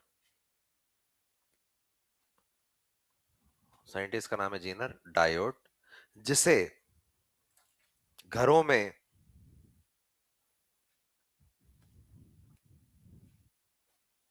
वोल्टेज स्टेबलाइजर, रुक जाओ देख लेते हैं।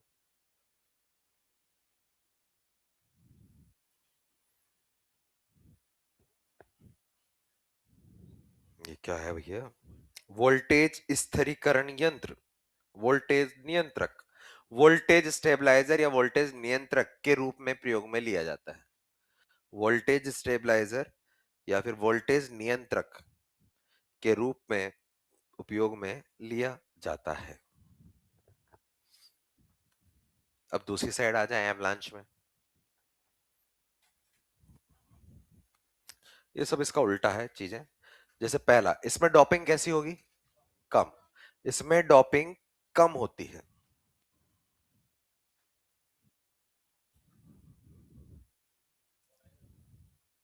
नहीं, खत्म हो गया, इसमें डोपिंग कम होती है। सेकंड पॉइंट, अवक्षय परत की चौड़ाई अधिक होती है।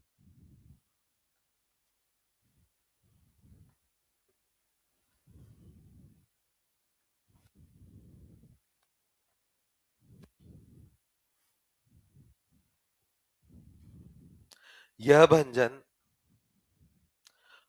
उच्च वोल्टता पर होता है।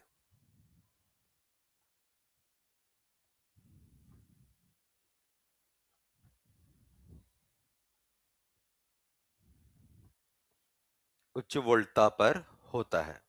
नेक्स्ट पॉइंट, उच्च वोल्टता पर भंजन के कारण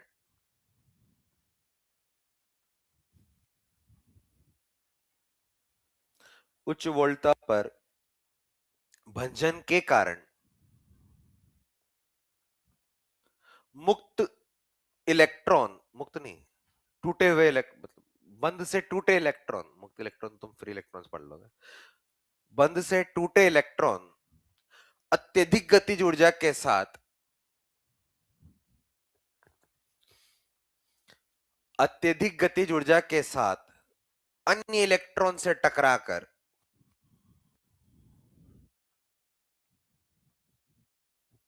अत्यधिक गतिज ऊर्जा के साथ अन्य इलेक्ट्रॉन से टकराकर बहुत अधिक ऊष्मा उत्पन्न करते हैं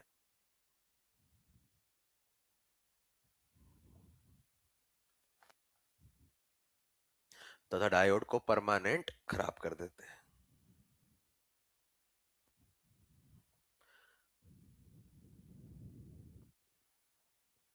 तो डायोड को परमानेंट खराब कर देते हैं। चलिए भाई ध्यान से सुनिए क्या चीज है। बहुत आराम से सीखा जा सकता है, ये है याद करने वाली चीज बोली जाती है, लेकिन समझ लिए तो कुछ याद नहीं करना है।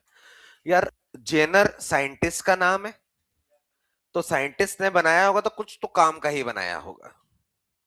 एवलांच एक स्खलन, भूस्खलन, हिमस्खलन टाइप की चीज है, यानी कि एक बहुत बड़े लेवल पर है। तो यार ये बहुत बड़े लेवल पर अगर ब्रेकडाउन हो रहा है तो सब बर्बाद कर देगा। इस वाले के अंदर क्या होता है ध्यान से सुनिए, इसमें डॉपिंग ज्यादा की जाती है। ये जानबूझ के बना रहे हैं ना, तो अगर मुझे ये वाला भंजन करवाना है तो जो मैं डायोड बनाऊंगा उसमें डॉपिंग ज्यादा करूंगा। डॉपिंग ज्यादा करने के कारण डिप्लीशन लेयर की विड्थ कम आएगी, मतलब वो पोर्शन कम आएगा जहां पर मुक्त आवेश ना हो, जहां बंधे हुए आवेश हो। अरे भंजन वैसे तो पश्च अभिनीति में ही होगा, लेकिन अगर ये वाला पोर्शन जो बहुत कम है वो होगा तो यार जहां पर तोड़फोड़ होनी है वो वाला पोर्शन कम है, सब कंट्रोल में होगा तोड़फोड़।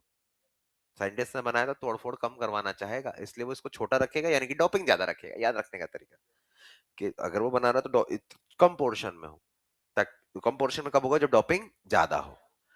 अब यार यहां पर ये भंजन जो करवाना है मटेरियल ही ऐसा लिया गया होगा, क्योंकि हम डायोड पढ़ रहे हैं, डायोड को पश्चिम बायस में कर रहे हैं, और डायोड तो पीएन जंक्शन होता है, मतलब पी बनाया गया होगा एक्सट्रिंसिक, एन बनाया होगा एक्सट्रिंसिक। अच्छा वो पी और एन किसी ना किसी से तो बनाया होगा, तो सिलिकॉन से, जर्मेनियम से, किसी और से।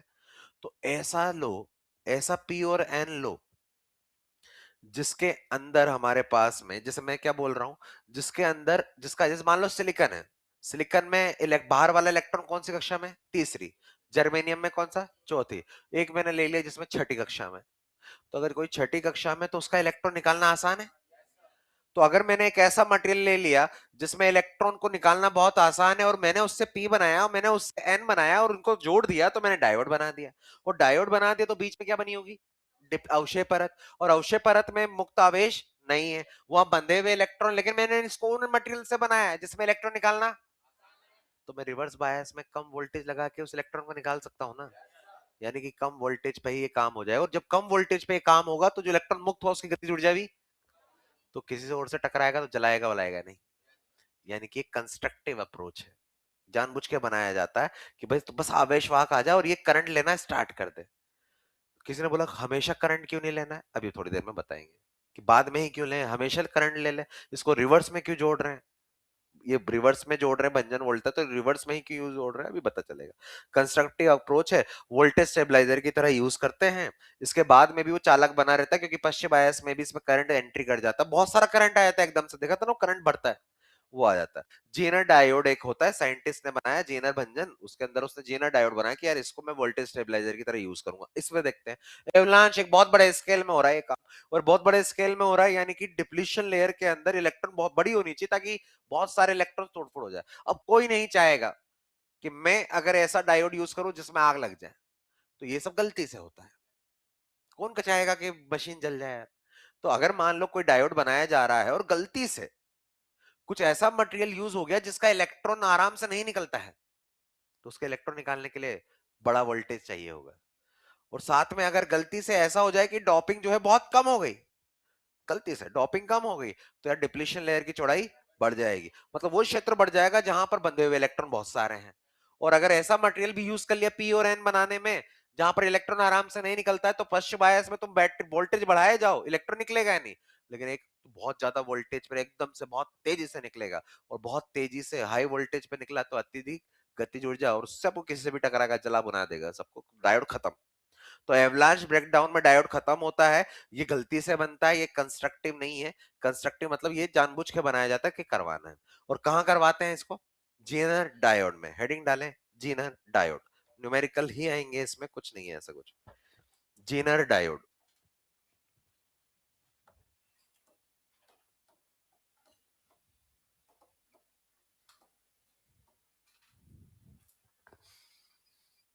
इसे रिवर्स बायस में लगाया जाता है,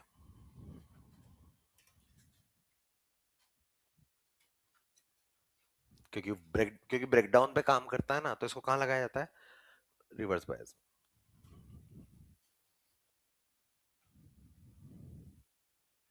सेकंड, इसे वोल्टेज स्टेबलाइजर, वोल्टेज नियंत्रक के रूप में काम में लिया जाता है। इंपॉर्टेंट पॉइंट है इसलिए बोल रहा हूं।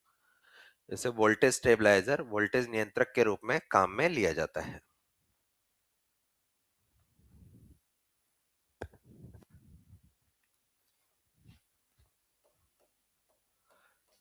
इसका इंपॉर्टेंट चीज है रिप्रेजेंटेशन, कि कैसे इसको दिखाया जाता है सर्किट में। यार ये क्या है एक बार देखना। डायोड। ये तो नॉर्मल डायोड, एक पी है और एक एन है, और बन गया डायोड। लेकिन यार ये डायोड जो है, मैं जीना डायोड बनाना चाह रहा हूं, तो सोचो जीना डायोड बनाते वक्त इस डायोड को उल्टा लगाऊंगा, रिवर्स बायस में लगाऊंगा तो जीनर। लेकिन यार क्या पता एवलांच हो गया तो मुझे जीनर डायोड में डोपिंग बहुत हाई करनी पड़ेगी, ताकि विड्थ, चौड़ाई कम आए। और साथ में ऐसा मटेरियल यूज करना पड़ेगा पी और एन बनाते वक्त कि उसका इलेक्ट्रॉन आराम से मुक्त हो जाए, यानी कि वो भंजन अगर करे भी तो कम वोल्टता पे भंजन कर दे, ताकि वो इलेक्ट्रॉन मुक्त होकर किसी को जलाए तो नहीं, कम से कम कम वोल्टता के कारण कम गति ऊर्जा आएगी ना। इसलिए हमने इसको दिखाने के लिए कि यार मैंने थोड़ा सोच समझ के डायोड बनाया है, तो ऐसे स्वास्तिक बना देते, ऐसे ये बन गया आगे। मतलब जैसे ये बनाया गया, मतलब इसको उस काम के लिए बनाया गया है। इसमें डोपिंग हाई की गई है, इसमें ऐसा मटेरियल यूज किया गया है जिसमें इलेक्ट्रॉन आराम से मुक्त हो जाए रिवर्स बायस में भी, इसलिए ये वाला साइन लगाया जाता है। ये लिख लो। एक लास्ट पॉइंट, फिर न्यूमेरिकल के लिए सर्किट स्टार्ट करेंगे। बहुत अच्छे इंटरेस्टिंग क्वेश्चन बनते हैं, बहुत मजेदार क्वेश्चन है इसके तो।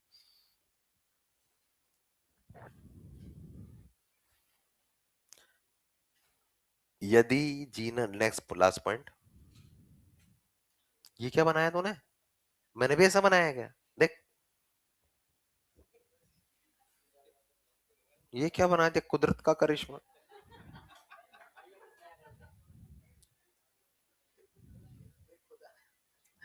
किसने बनाया ये मुझे तो एक मूवी आई थी, इश्क, नहीं शायद। हाँ।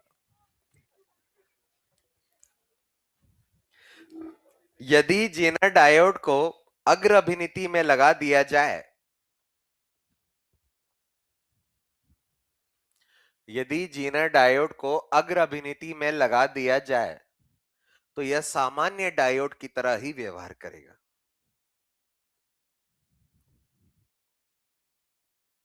तो यह सामान्य डायोड की तरह ही व्यवहार करेगा।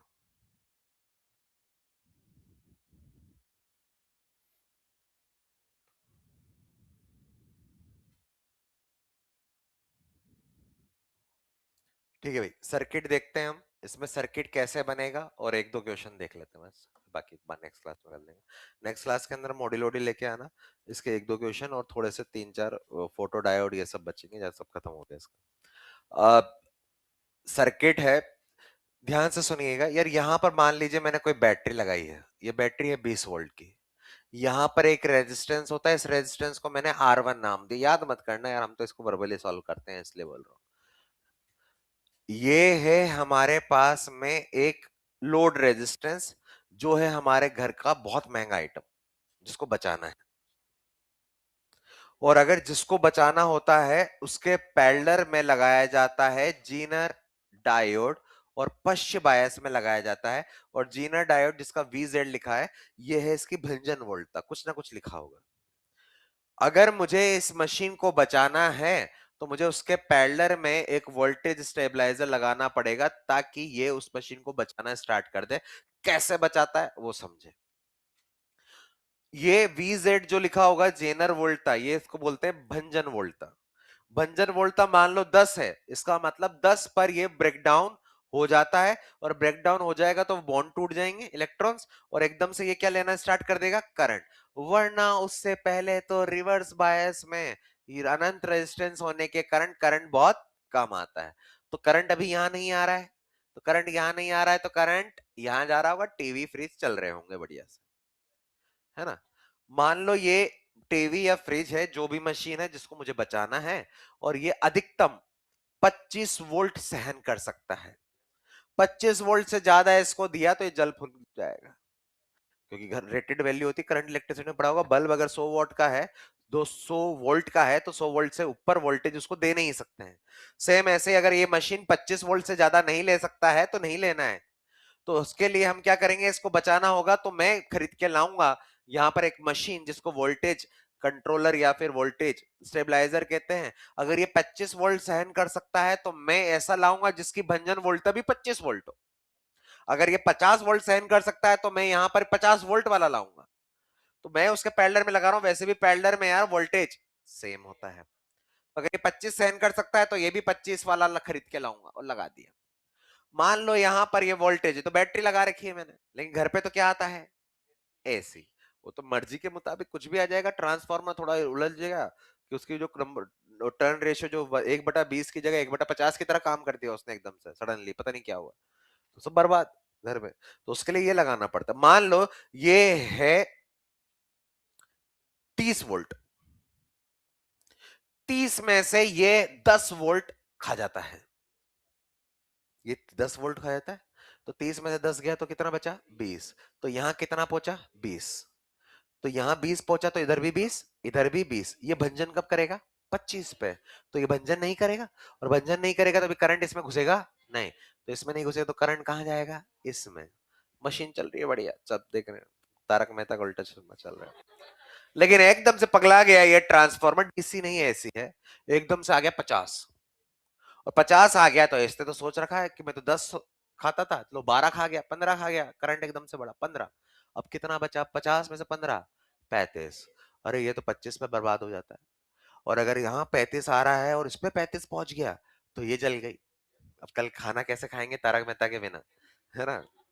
तो किसी का आदत है कि तारक मेहता का देखते हुए खाना खाना है?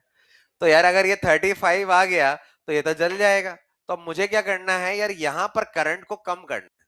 अच्छा ये 35 कब पहुंचेगा, सोचो यार, इसका रेजिस्टेंस फिक्स है। अगर यहां पर करंट में कम कर दूं तो आई कम, आर तो वही है, तो आई इंटू आर कम हो जाएगा, तो यहाँ ड्रॉप कम हो जाएगा। 25 से कम रखना है वो ड्रॉप। तो 25 से कम ड्रॉप रखना है, यानी कि मुझे करंट यहां कम पहुंचाना है। तो मैंने क्या किया, 35 आ रहा है, 25 पे तो ये ब्रेक डाउन हो जाएगा। तो करंट ब्रेक डाउन होते इसमें से करंट ये चालक बन जाएगा, करंट इसमें से आ जाएगा। तो अधिकतम करंट ये ले लेगा, बचा हुआ थोड़ा सा करंट ये लेगा, टीवी चलती रहेगी हाई वोल्टेज पे भी, खाना खाते रहे। तो यहां से इस तरह से बचाया जाता है टीवी को, कि ये वोल्टेज स्टेबलाइजर की तरह काम कर लेता है। अब इसमें क्वेश्चंस को कैसे सॉल्व करना है वो सीख लें। क्या यार, ये मान लो ये है 40, ये 25, ये 25 का है, तो ये भी, ये 50। पैरेलल में 25 और 25 25 ही होता है। ये अगर 40 है तो ये पूरा 25, 25 इधर आ गया तो यहाँ कितना खाएगा ये, 15। 15 वोल्ट पता चल गया, 15 वोल्ट पता चल गया, आर पता है तो यहाँ आई निकाल लूंगा, V बाय आर। अच्छा क्या यहाँ पर भी V पता चल गया, क्योंकि जितना 25 है, 25 पता चल गया, आर पता है, क्या यहाँ भी आई आ जाएगा। अरे यहाँ आई आ गया, यहाँ आई आ गया, क्या यहाँ का आई निकाल लोगे, इसमें से इसको माइनस करो ये आएगा। तो हमें क्या उठाना है, ये तो है I1, ये है IL, और ये है IZ। तो मुझे कैसे भी करके IZ निकलवाएगा, तो IZ की वैल्यू तो I1 में से IL को माइनस करना पड़ेगा। लिखो इक्वेशन करते हैं फिर चलते हैं।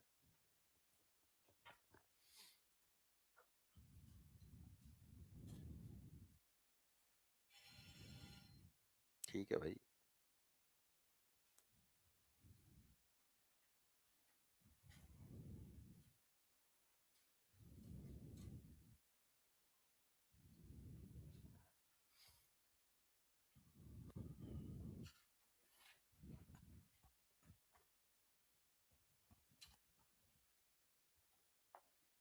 अब तो थोड़ी जल्दी जल्दी लिख लोगे तुम, वैसे तुम बाकी सबसे बहुत तेज लिखते हो बाकी सारे बैचेस से।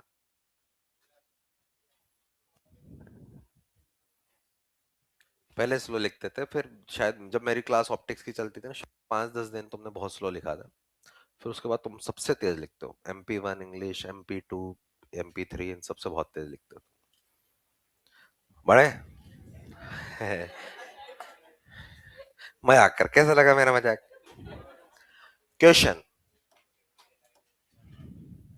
क्या? अब यार ये तो तुम्हारा सालों का एक्सपीरियंस है।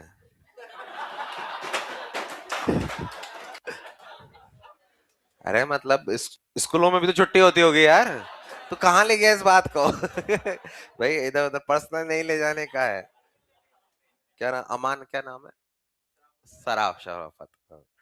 अमानत बोल रहा था। जेनर डायोड से प्रवाहित धारा का मान ज्ञात कीजिए।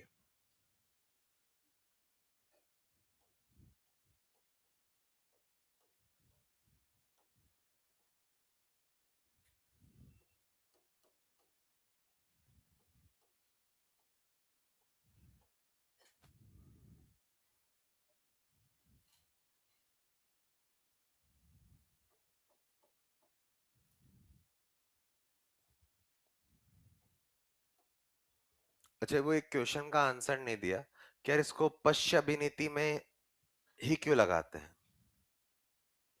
अग्र अभिनीति में लगा लेंगे तो यही करंट ले लेगा, टीवी में तो जाएगा ही नहीं। टीवी को तो तारक मेहता देखना है भैया। शॉर्ट सर्किट क्यों? हाँ, लोड रेजिस्टेंस शॉर्ट सर्किट हो जाए। क्वेश्चन में बोला जा रहा है क्या निकालना भैया? I Z. तो भैया, अच्छा एक चीज और ध्यान से सुने, मैं कैसे, पहला क्वेश्चन है तो मैं थोड़ा सा बता दूं, बाकी तुम करते रहना बाद में। यार ये इसकी भंजन बोलता है 5। तो अगर यहां पर मैं, अच्छा इस क्वेश्चन को कैसे अप्रोच में लेते हैं? हम मान के चलते हैं भंजन हो गया। यार ये 20 लगाया है और ये 5 पर भंजन होगा, मैं कैसे मान लूं कि वहां 5 या 5 से ज्यादा पहुंचेगा? ये भी तो एक इशू है। क्या पता ये 14 खा जाए, 14 वोल्ट, तो यहाँ 6 बचे। क्या पता ये 18 खा जाए, तो यहाँ 2 ही बचे। तो कैसे पता चलेगा कि यार भंजन होगा या नहीं? तो हम स्टार्टिंग में सब मान के चलेंगे कि भंजन हो गया। तो अगर भंजन हो गया तो यार यहां पर कितना वोल्टेज है? 5। तो यहां पर भी कितना जाएगा? 5। पैरेलल है ना। अच्छा, जैसे भंजन हुआ तो ये लाइन में आ गया, और ये लाइन में आ गया तो इसके अक्रॉस 5 वोल्ट है, तो यहां पर भी 5 वोल्ट होगा। अरे 5 वोल्ट होगा, बता सकते हो यहाँ करंट कितना आएगा? 5/1 किलो ओम, 5 मिली एम्पियर। ये बता, ये क्लियर है? अरे यार, जैसे ये 5 आया तो ये 5 आ जाएगा। अबे रुकना यार, अच्छा चीज चल रहा है, कैसे बात है?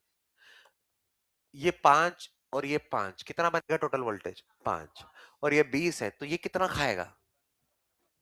ये अगर 5 खा लिया तो बचा हुआ 15 इसको खाना पड़ेगा। मतलब यहां ड्रॉप कितना होगा? 15।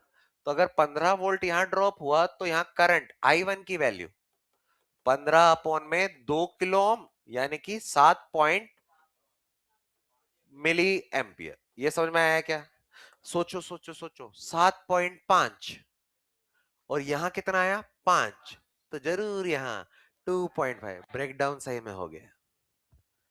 ब्रेकडाउन हुआ होगा तभी तो यहाँ 7.5 आया और यहाँ 5 आया, तो 2.5 इधर ही आया होगा। अब कैसे पता चलेगा कि ब्रेकडाउन नहीं होगा? मान लो हमने तो मान लिया ब्रेकडाउन हो रहा है, तो ये 5 और ये 5, तो यहां से करंट कितना आया? 5।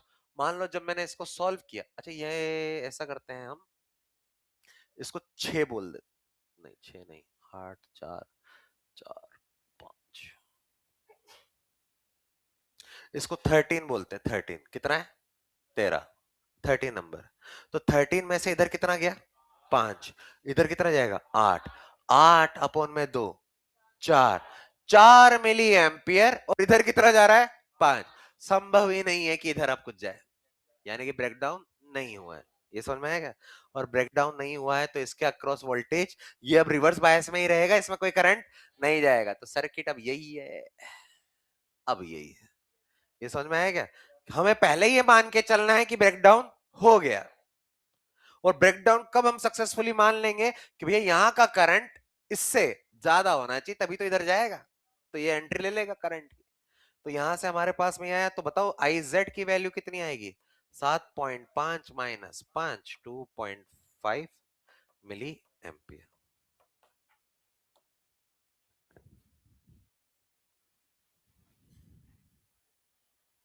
होमवर्क लिख रहा हूं मैं बस।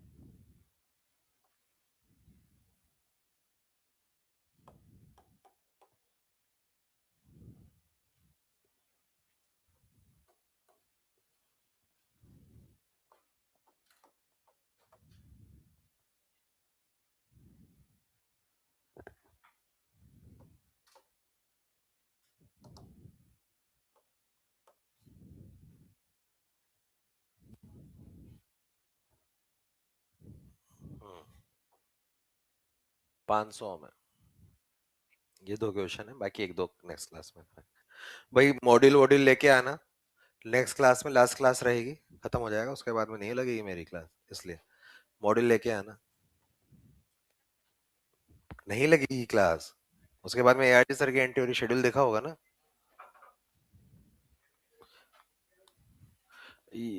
एमवी सर या फिर एआरजी सर पढ़ाएंगे, क्योंकि मेरा शेड्यूल खाली नहीं है उधर से। क्या?